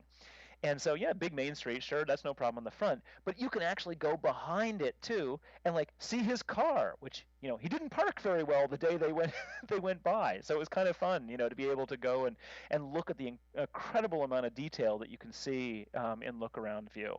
It's also kind of fun because as you sort of shoot down a street, people will appear and disappear because, of course, it's taking still images, right? So someone might be standing there on the corner in one image, and not in the next. So as you get a little closer, suddenly they go away, or they'll be replaced by a totally different person.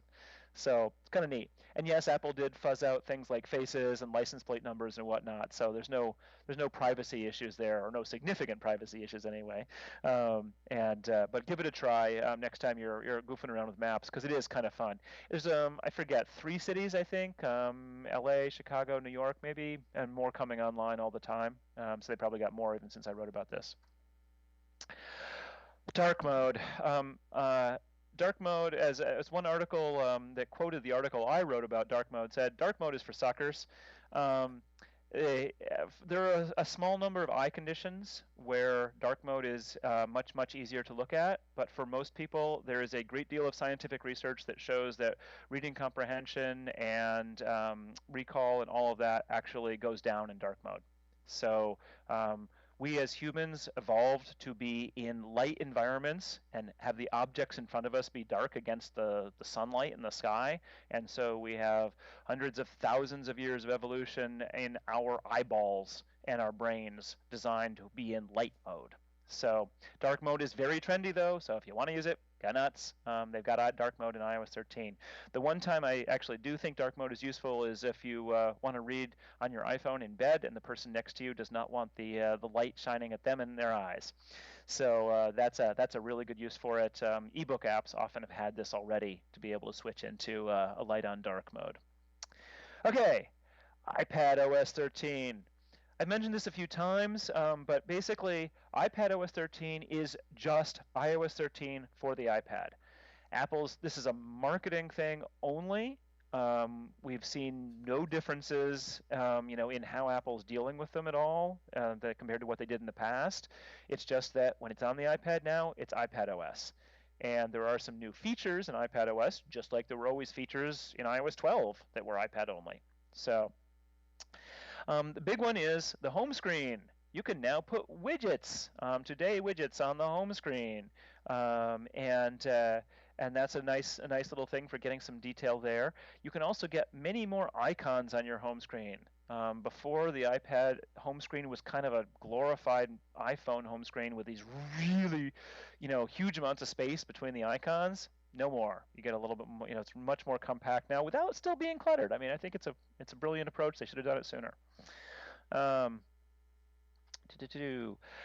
So Apple also put a lot of work into slide over and split view, which are the multitasking views for the iPad.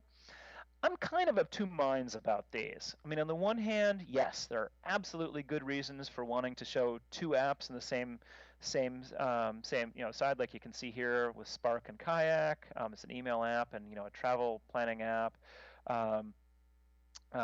You can also do things. You can see, like here in Notes, I've got split view, which is a 70-30, where I've got two different notes open in a split view. So it's the same app with two notes, two windows, basically. Same thing up here with Safari and Safari. Or here I've got Mail and Photos. And what I'm not showing in this particular screenshot is slide over, which is just a 30% view that you can kind of spring in from the side. It sort of looks like this, but it's actually hovering, and then get rid of it again.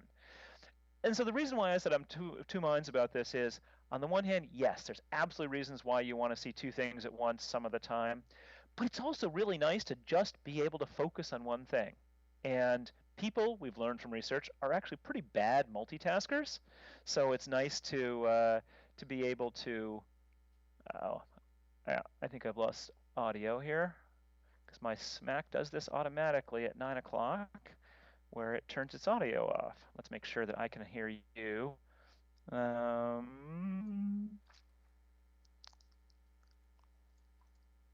we go. You're here. Okay, good. Yeah, I was just sort of getting all my 9 o'clock things kicked off. I have automation that goes off at 9. Okay, there we go. So slide over, useful for just checking something quickly and then popping it away, or maybe you're having a messages conversation with someone while you're working, so that can be useful. And as I said, these are just beefed up a little bit. Okay, iPadOS features desktop class Safari. So what you're looking at here is Google Docs, the real Google Docs, not the one that you get in an app. And it's all sorts of stuff that's way better than the app provides, and that's kind of nice.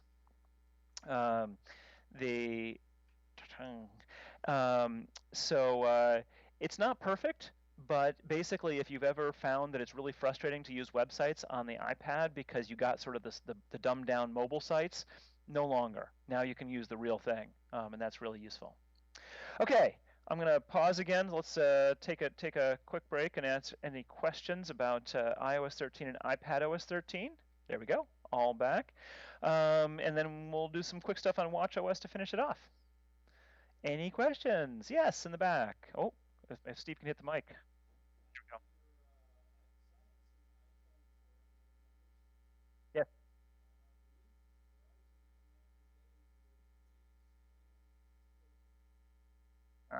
Yes. So that's a good question. So there are a number of apps that can do call blocking. I think that came in iOS 11. I think it's 11, maybe 12. Can't remember. Um, um, and so there was a number of them. You've maybe heard of like a Romo Robo and Call Protect, AT&T Call Protect, and Haya, and things like that. They do work. They're useful, but they would not probably, if you were silencing unknown callers, probably they wouldn't be active. In essence, the silence unknown callers would happen first before they had a chance to go through the call blocking app. Now, the reason why I'm hesitating a little bit is because, so I'm not sure what Verizon's done. I use AT&T, and their AT&T Call Protect app, which is based on the Haya database, it can actually block things from even coming to your phone, I believe. And so it's entirely possible that Verizon's doing something similar. But there's no harm in having them both active, and and seeing which one does what. Yes, Dennis, I need my mic again. You're right on the edge of my picture.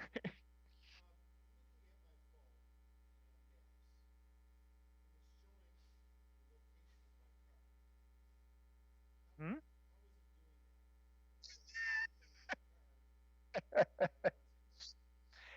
Apple has satellites, and so no, what it knows.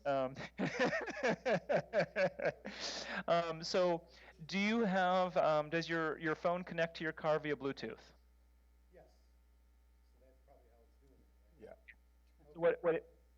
Yeah. Yeah. So what happens is that when you park your car, so you've been connected to your car via Bluetooth. You stop your car, you get out, and it knows you're not home.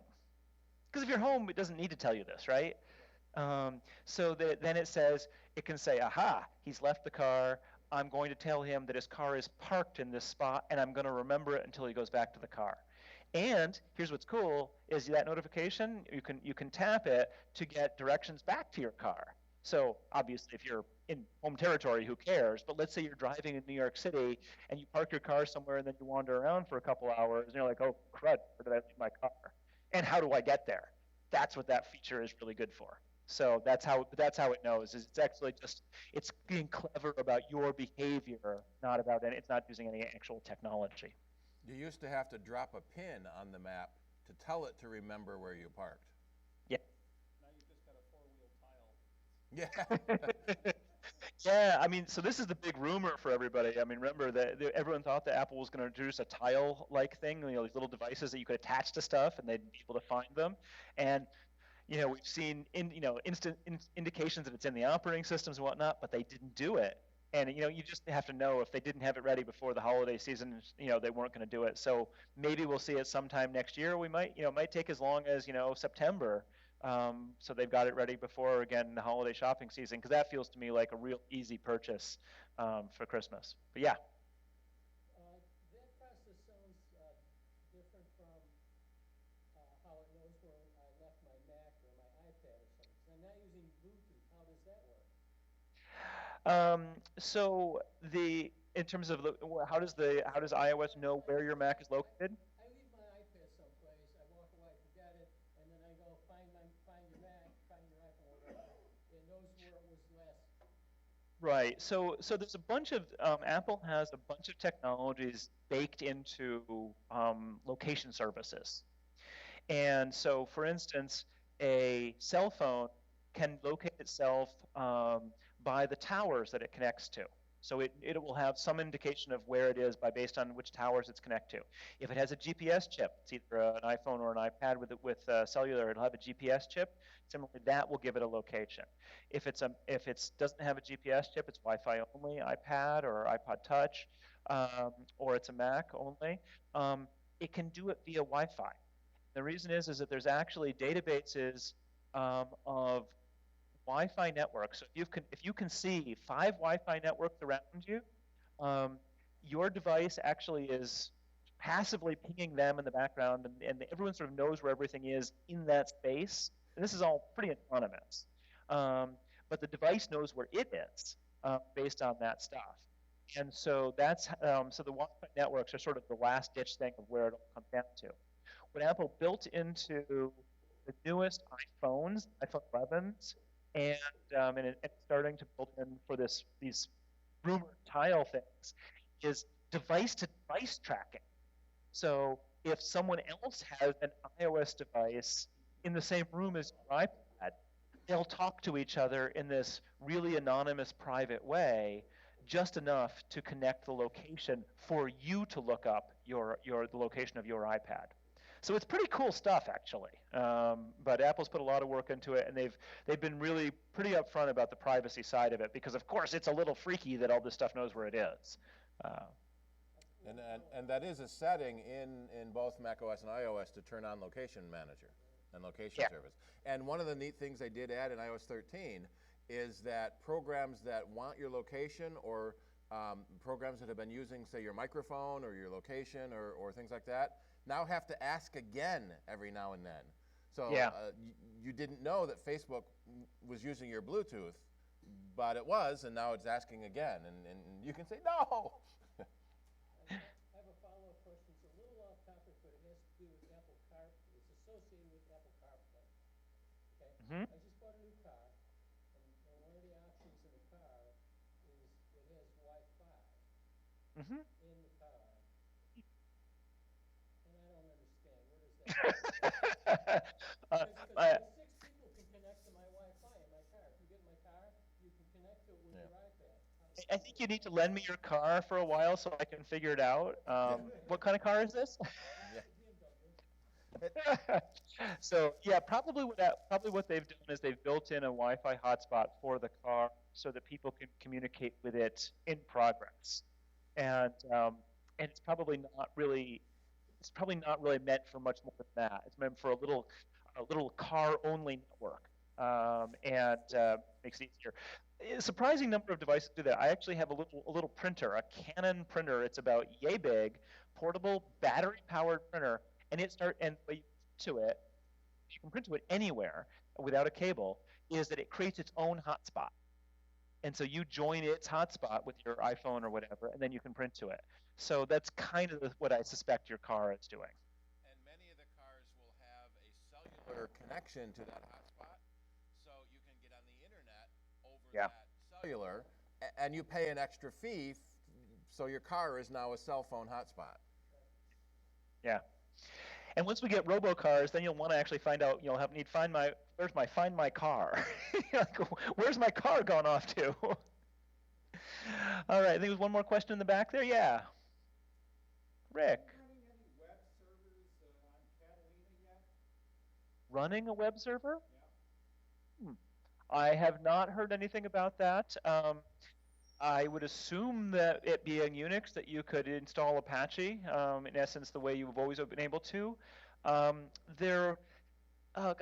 took out personal web sharing, like 5 operating systems ago or something like that. And someone brought it back like with a preference pane. And I can't remember the details, but that was available. That kind of fixed it for a while. It's not a question I've had in a long time. What are you using these days? For the Tidbits website, we are using a hosting service called Artistech, and it is a virtual.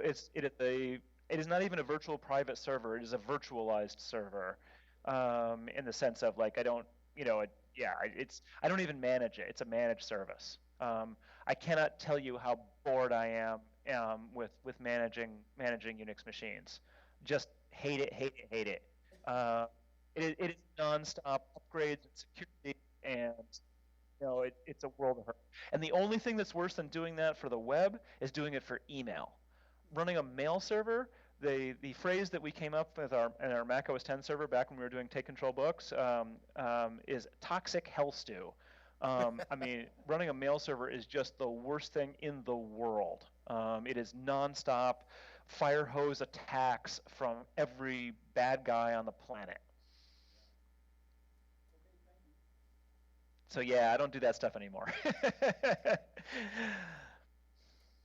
Okay. Any final questions, or just we run through watchOS quickly? All right. Let's blow through watchOS just a little bit more. Okie doke. Did I?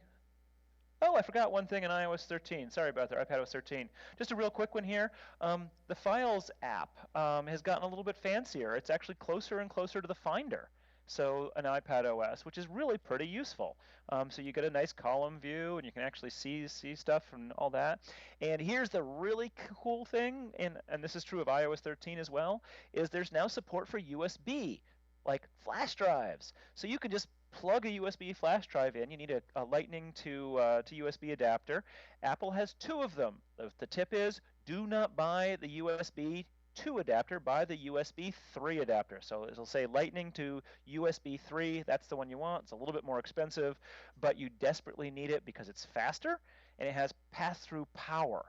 So a lot of USB devices like flash drives need a little bit more power than the iPad or the iPhone can provide. So you've got to plug in a Lightning cable to some kind of USB power to be able to use them. So make sure you get the right Lightning to USB adapter if you do that. Okay, watchOS 6, more insightful, more delightful. I don't know. It's just watchOS, really, guys. The cool thing that they added is hearing health. So if you think it's really loud in the room, your watch will tell you exactly how loud it is in the room. I will admit the only time I've used this is at a Bob Dylan concert where I was like, wow, it's pretty loud in here. Look, I'm at like 89 to 90 decibels, which is frankly kind of loud and you really shouldn't be listening to for very long. Luckily, I was in a concert. So I think this is neat. I don't actually know how useful it is because hopefully if it's really loud, you know it's loud and you should try to get out of the loud. Having your watch tell you that it's loud is sort of secondary, I guess, but that's kind of cool nonetheless. Next up, for women, cycle tracking. I don't actually know any women who use iPhones who are of the appropriate age to be testing this at the moment. So I haven't heard too much real-world use of it. But certainly, friends of mine who have dealt with doing this for fertility planning and all of that have said that they were really looking forward to, or they wish they'd had it when they were doing it because it was a whole lot of kind of stupid record keeping and everything that the iPhone can do iPhone and the watch, can do together for you. So nice also to see Apple expanding a little bit beyond the stuff that only men can, or that's available to only women. Activity trends. If you like the activity tracking in watchOS, it's you fill in your rings. It will give you trends now. I have honestly been really extremely depressed by this because I've been injured for the last bunch of months, so I have not been running, so my activity trends look horrible. And I do not wish to be reminded that they're horrible because it's not my freaking fault. If I wasn't injured, I would be more active, so stop nagging me, you watch. So yeah, I've turned those off. But if you need a little bit of incentive to exercise a bit more, the activity trends can help. Show you what you've been doing, and you get these nice messages and the graphs showing you what you've been doing and all that. There's new watch faces. Every time Apple comes out with a new version of watchOS, or I actually just got an Apple Watch 5 this year to upgrade from my 2, and you get access to new faces. I still end up going back to, basically this modular one, essentially like this, but the old modular one. It just has all the data I want on it, and all the rest of these, honestly, don't. So it's cool that they exist, but they're not something that have been attractive to me. Hopefully your mileage may vary, and one of these really fits the way you want to work and the way you want to look at your watch. So Apple made a big deal about how you can go to the App Store directly on the watch. maybe for people whose eyes are way better than mine, that I actually would want to, sit there and look at my watch to browse the App Store. But I don't know. You can do it if you want to.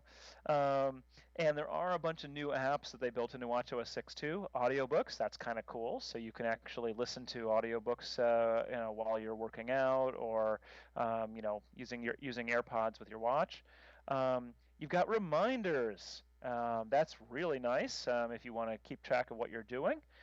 Voice memos, very, very handy for recording things quickly. Although I have to say, this is my tip of the day. If you like recording things, check out an app on the iPhone called Otter, O-T-T-E-R, and the website is otter.ai. So it is a voice recording app that transcribes in real time. And then, and also then it sends you an even more cleaned up transcription of what you've recorded after the fact. It's really cool. And so you can record something, and then when you go back, either in the app or on the website, you can click in a particular part in the transcript, and the audio will start playing there. And so it's really easy to jump around through a long talk, say, without, you get a transcript of it. You can listen to portions of it much more easily than kind of scrubbing around looking for things. So I used to use voice memos a lot, but since I got Otter a little while ago, like, oh, who needs voice memos? I'd rather have a transcript. And finally, a calculator. Who here remembers when digital watches got calculators back in the 80s? Yes, Dennis, you had one. I know you did in high school. And you thought you were really cool. And you had to take it off in math class. So this was me anyway. So you can do this again. You can now have a calculator on your watch. All cool. Enhanced Siri. Once again, Apple says that Siri's better on the Apple Watch. I don't know. Hasn't really changed my life, but you can ask Siri what's playing. That's what this sounds like you're listening to screen is about. And you can get, if you ask Siri for certain kinds of questions, it will actually, instead of just punting and telling you to look on your iPhone, it'll try to give you some of the answer on the watch. Again, people with better eyes who can see the watch screen better. Personally, I'll just pull out my iPhone so I can actually read it. Okay, and that is it. Obviously, there are more features in all of these operating systems, but these are the big ones that I found worthwhile or think are more interesting. I almost forgot something that's even harder to talk about: the HomePod. Apple finally, in one of their 9 releases, released iOS 13 for the HomePod. Now, the big thing that adds is it adds speaker independence. So if you and your spouse want to talk to the HomePod and say, have it make reminders or text people, it can figure out who you are now. So it's not just locked to one account. This is a fabulous idea. We haven't been able to make it work yet, but iOS 13.3 came out, and one of the bug fixes was for the HomePod, hopefully making this feature work. Either that or there's something still wrong with all my iCloud accounts, because there's certain other things with the HomePod that don't work for me properly, and I need to call Apple support. But that's the big one for the HomePod. You can also transfer calls a little bit more easily. I think there's 1 or 2 other small features, but for the most part, the HomePod, again, just does what it does, which is, frankly, play music pretty well. I also like it as a speakerphone, moving phone calls to it. I won't say it's a one-trick pony. It's a 2 or 3-trick pony, but it does a pretty good job at its tricks. Works well for timers too. Kitchen timers are one of its few things. You can have multiple kitchen timers on the HomePod and nowhere else in the Apple ecosystem, which is kind of interesting. A $300 kitchen timer. It's absolutely. All right. Any other questions about watchOS or any of the rest of this stuff? Yeah, Rick.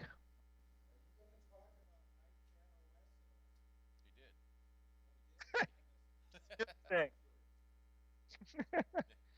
iPadOS, it's iOS 13, the iPad specific features. So there's some cool ones. But yeah, we went over some of those. All right. Apparently, the HomePod's on sale for $199 at Best Buy. Yeah, I've been hearing that. I have to say, Apple. So the HomePod's kind of a funny thing. It's sort of like the Apple TV, where Apple, they come out with these things and they're not insane hits, and then they just kind of ignore them. In the Apple TV, yeah, they came out with the Apple TV 4, and then that which they now call the Apple TV HD, and then the Apple TV 4K. But they just haven't really done much with it. And I don't know, I find it interesting. I actually didn't even mention tvOS 13 because it's really dull. I mean, the coolest thing about tvOS 13 is the fish screensaver. So pretty fish will sometimes come on your screen, but it will take a while for it to download them. So no, if you don't got them yet, you know, who knows? But yeah, it's just I don't know. Apple's a funny company that way for the number of programmers and the resources they have. Sometimes they get these products like the Apple TV and the HomePod, which they come out with, they put a ton of effort into, and then they just ignore them for long periods of time. So hopefully we'll see something new there. Hopefully they'll have come up with some more new stuff. I'd like to see them really improving Siri more and more.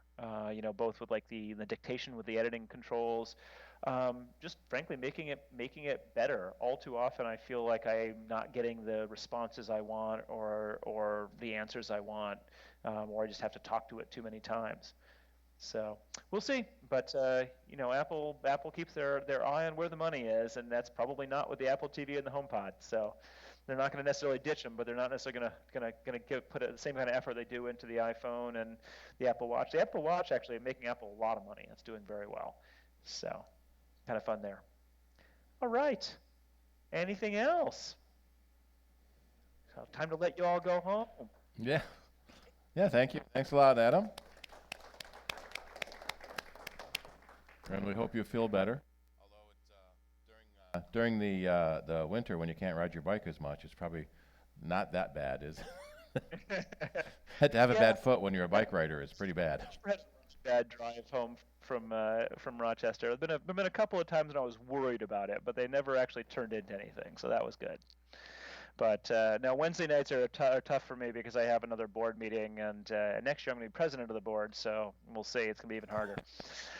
All right. Well, feel free to let me know if you have any more questions. Yes, Dennis.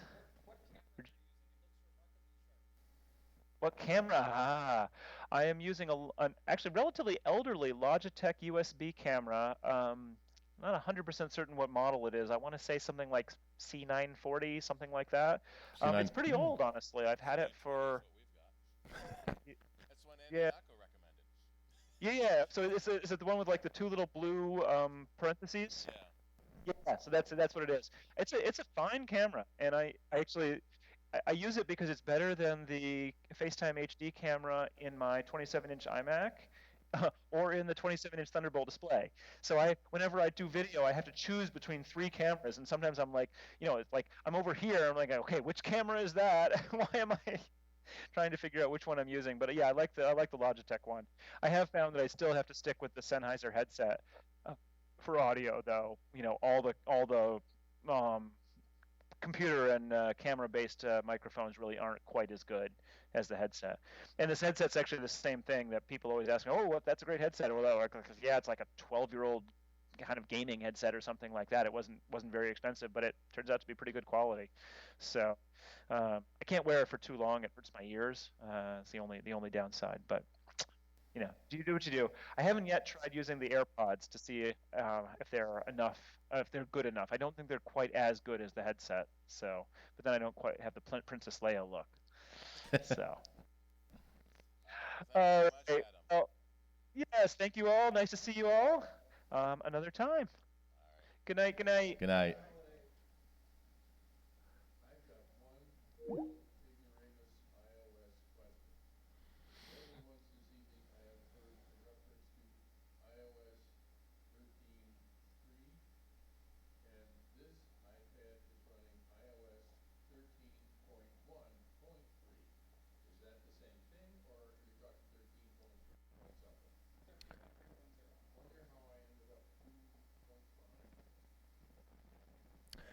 What?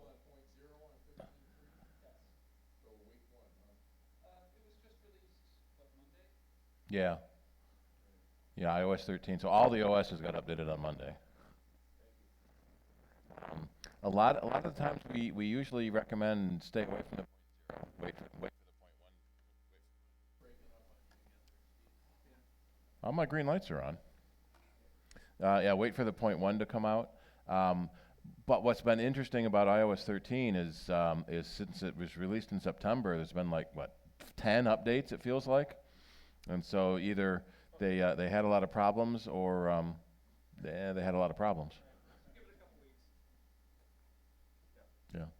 All right. So for the last few minutes we've got, we were going to talk about some of the holiday gift guides. We know that Hanukkah is the same week as Christmas this year.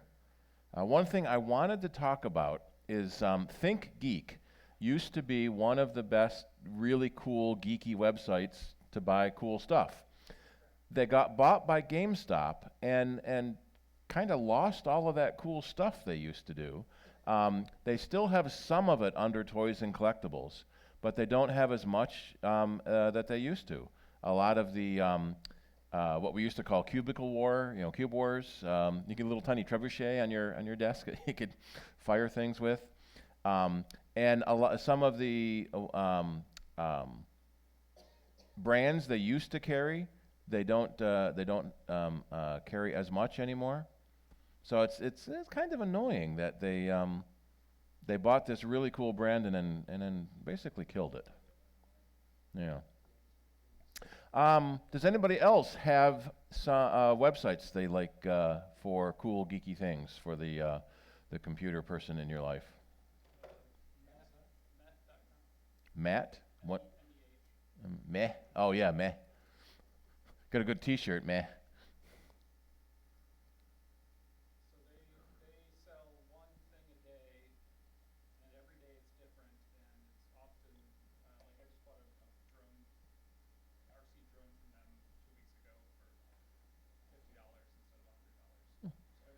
Kind of like Woot?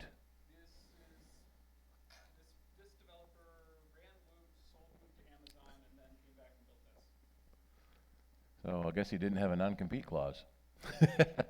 Woot is another kind of thing like that. It used to be just one thing a day, but now they've got it broken down into a bunch of different categories. Nick has really good luck with the bag of crap. It's like a $1 bag of crap.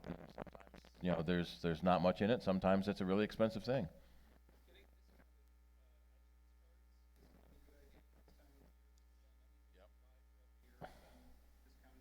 Yeah, discounted iTunes cards are good to get, but what's interesting is you buy a $100 card for $80. Somebody lost $20 there, but they hope you're going to come back and spend even more than that with them. Oh, Camel, yeah. We talked about that last year. Camel, there it is. So an Amazon price tracker. There's a couple of different price tracker plugins you can get. There's one called Badger, not Badger, Honey Badger.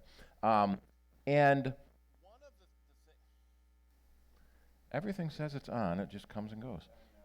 One of the things that you have to kind of worry about, Honey will recognize that you're on a page to buy something and will look to see if that thing is cheaper somewhere else.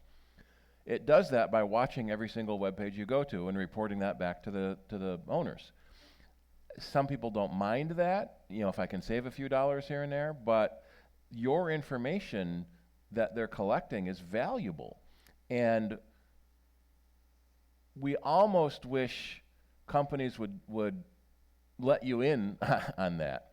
What was the one that just sold? Shoot, some company just sold for some ridiculous $100 billion. With the number of users they had, each user was worth $500 when they multiply it out. So your data is valuable. So you use a free service. You're not paying for it, so that means they're collecting data about you and selling that data about you. Yeah, Fitbit was bought by Google. Yeah, there was a couple of breaches along the way there. Ring was bought by Amazon. There was a news story that they were able to get latitude and longitude of lots and lots and lots of cameras, precisely which houses have it and which ones don't. Yeah, because the Ring, like we were talking earlier about your mobile devices, it's connected to Wi-Fi, and most Wi-Fi has been location mapped, and so by knowing where what Wi-Fi you're connected to, it can tell what your location was. That's a little scary too. It's always Amazon for lists. There's a couple of companies that will collect wish lists from other websites and put them all into one master wish list. But again, you have to give that company all of your other credentials. So it pulls it all together. What's kind of fortunate is that most of the time, a lot of stuff is sold through Amazon. So I've gone to some of my other, Horizon Hobby for my airplane wish list. Most of that's being sold on Amazon too. So the Amazon wish list is kind of nice to go for that. And you can make your wish list public to other people. Anybody else have some geeky stuff? George, yeah, you had that. What is that one again? I have a MacBook Air. It has two USB-C or Thunderbolt, that kind of port, and that's it. Dennis had something like this last year that I noticed. This is made by Hyperdrive, and it plugs in to the two ports there. It's a dock, and it has an HDMI on the end port. It's got two Thunderbolt 3 ports. It's got two USB-A ports, a USB-C port, small SD card slot, and a line card slot. And I'd like to tell you that it's operating, and it's wonderful. Nice. How much? It wasn't cheap. It's $50, and you can get it color accented to whatever color your computer is. And it's really small, which is nice. Now, how hot does that get? Have you ever noticed? Not hot at all, as far as I recall. I'll plug it in now and see. Because I've got one Finisk, just one I found on Amazon, and it gets really, really hot. One of the things that I liked about it is the one I bought is it's got HDMI and VGA. Many of the adapters were one or the other, but not both. I wanted one with both because we never know what projector we're going to end up with at a meeting. So that was kind of neat. But it does seem to get really, really hot. In fact, warm your hands up. If anyone's got cold hands, come up here and touch this. Actually, that brings up an interesting thing that I do have. This is a cool pad. There's a bunch of different companies that sell this. It's got kind of a gel in it, and it will take the heat from your computer and suck it away from the computer into that gel, so then the gel gets soft. And then when your computer's off, the heat dissipates back out and the gel gets a little harder again. But it's kind of neat for, especially on a laptop. We joke that you can't have a laptop on your lap anymore. So I've been trying to train myself to say notebook or portable, but laptop, we've had laptops for 40 years now. You can't. So I use that at home when it's on my lap, so I can still have the computer on my lap. It's a passive one. There are some active cooling pads that have powered fans in them, and then you plug it into a USB port. But I find this works just fine. And especially after a couple hours here, you can feel the pad is really warm from sucking the heat away. That's different from the one I held up. Mine has about twice as many ports as that shows. Oh, is it? This is the 5-in-1. Which do you remember which one that was? There's a 7-in-2. There's an 8-in-2. $80, $100? I think it was around $80. So maybe this. Yeah, I have a Smart Deluxe. Yeah. What brand is that one? Smart Deluxe. Well, one thing I'm noticing is that yours does not, it has a lip to it. It'll help secure it better. Instead of just dangling on the ports. Yeah, it's got a little lip. The problem is I have a case, so what I'm It doesn't fit. Yeah. This is an 8-in-2. Yeah. Take the case off on the bottom, which I probably don't need as much as I do on the top. What's interesting is they all look so much alike. They're probably made by one factory and sold by a dozen different brands. It's kind of neat that it uses both ports also to help with the stability on it. And it snaps, you can feel it snap in, so there's that feedback. Yep. And it's nice and tight. Yeah, mine had 3 USB ports that I needed for my 3 cameras. So it's always a big thing now with getting adapters for your old stuff. When Apple moved to USB Type-C, and then now Thunderbolt 3 uses the same Type-C port. The first MacBook Air that only had one, the 12-inch MacBook, I mean, that only had one port, period. That was really annoying. But most people do everything wireless these days, and so needing a wired, something to plug in with a wire is getting to be less common. A couple of years ago, we would sell tons of adapters with every computer. Now, not very many at all. Maybe one USB-A for their iPhone. Is Apple still shipping a USB-A adapter in the iPhone 11? In the 11 Pro, it's USB-C. So I guess only Pro users are worthy of getting a USB-C wire. Portable batteries. Anker is probably one of the best ones I've heard of. Okay, is it Anker? Yeah. Is this the right Anker? Yeah. Andy Anako on MacBreak talks about these a lot too. Hey, there's another 7-in-1 hub. They have monster ones. Yeah, 20,000 milliamp hours. How about 20 amp hours? 20 amps, that's what comes out of your wall.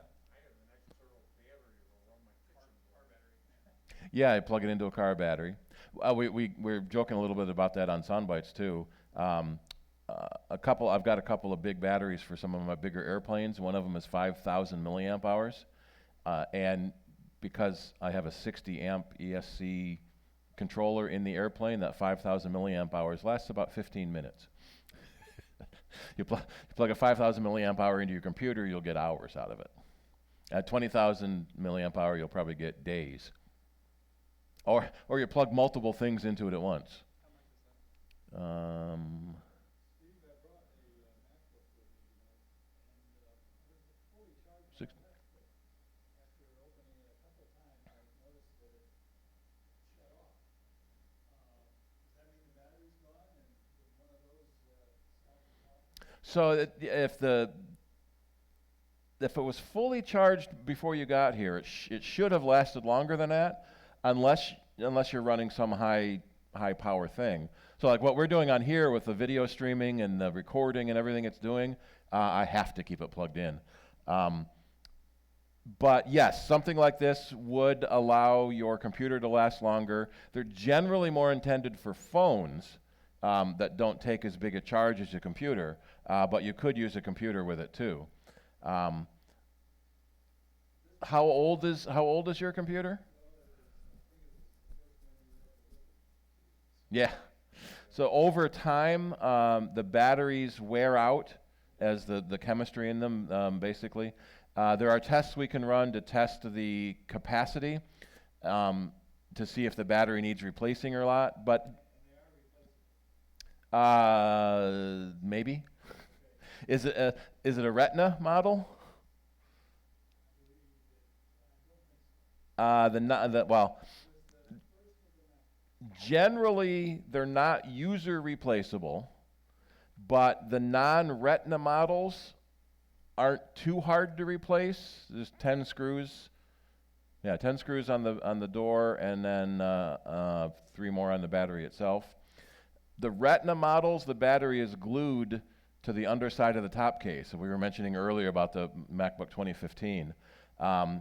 And that makes it a much more expensive repair because it's that entire top case assembly.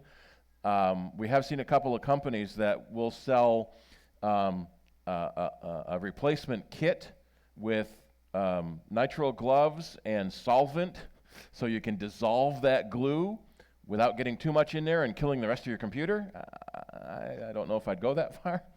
But yeah, it's something we can test the battery to see if it needs replaced. The batteries can be replaced, but you can use one of these power banks or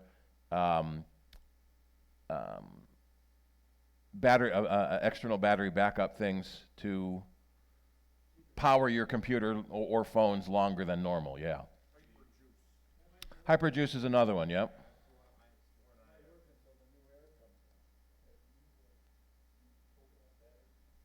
Yeah, Coconut Battery is a program you can install on your computer that tells you a lot more information about your computer, about your battery.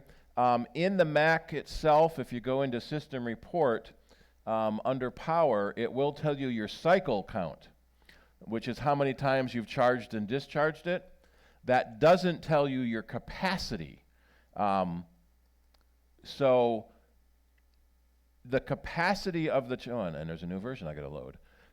So my full charge capacity is 6,400 milliamp hours, which is 96% of the rated design. So this computer is 3.5 years old, and it's still at 96%. That's pretty good. Yep. iStat menus is another one that gives you your battery usage.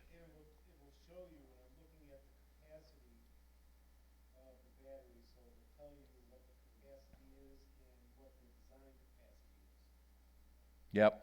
Yeah, there's several of them that do that now as well, which is kind of nice. All right, so Hyperjuice has one for computers, 27,000 milliamp hours with USB-C ports on it.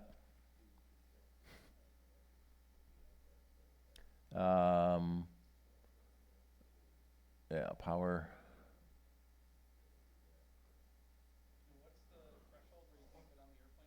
Yeah, so the airplane, the 16-inch MacBook Pro has a 100 watt-hour battery, and that is the FAA limit. So if your battery's bigger than that, it can't go in an airplane. So the 27 there would be 1/4 of that? Yeah, 2,700 million is 27 watt-hours. Yeah, so just over 1/4 of the maximum.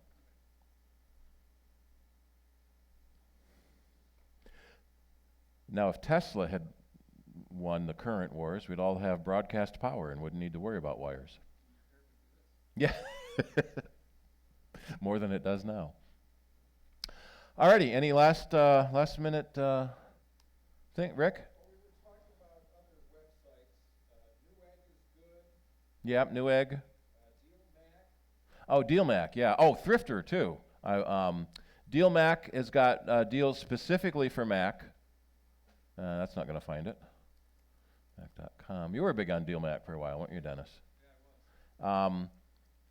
There is, that's not the window I wanted. This is the window I wanted. Small Dog, yep.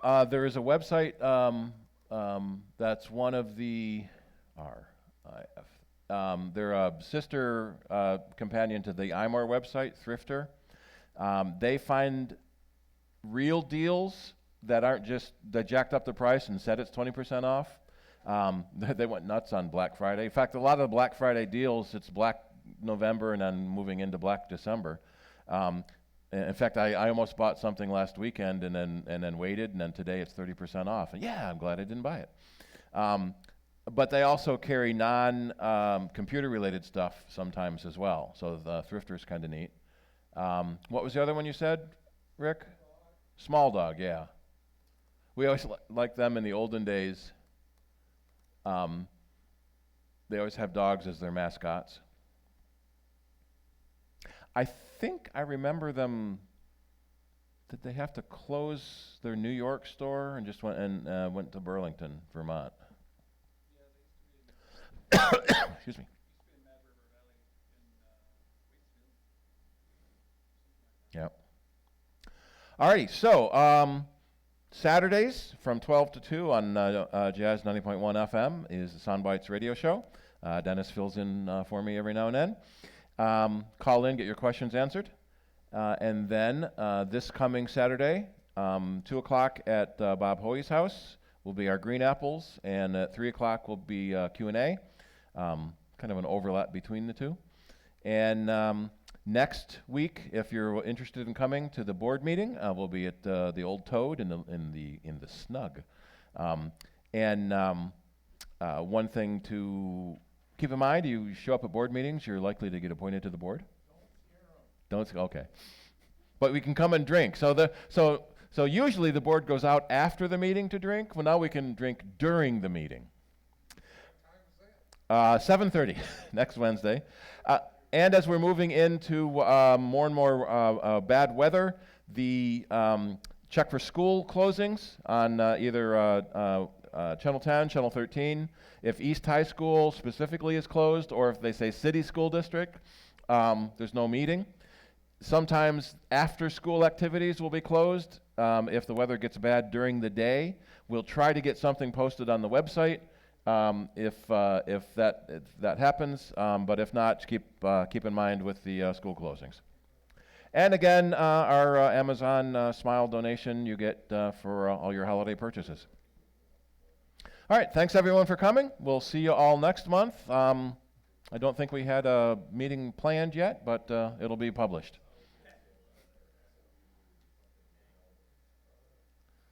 All right, and I am going to put this back up to the top and shut down the feeds. Everyone say goodbye to everyone on the internet. Bye, internet.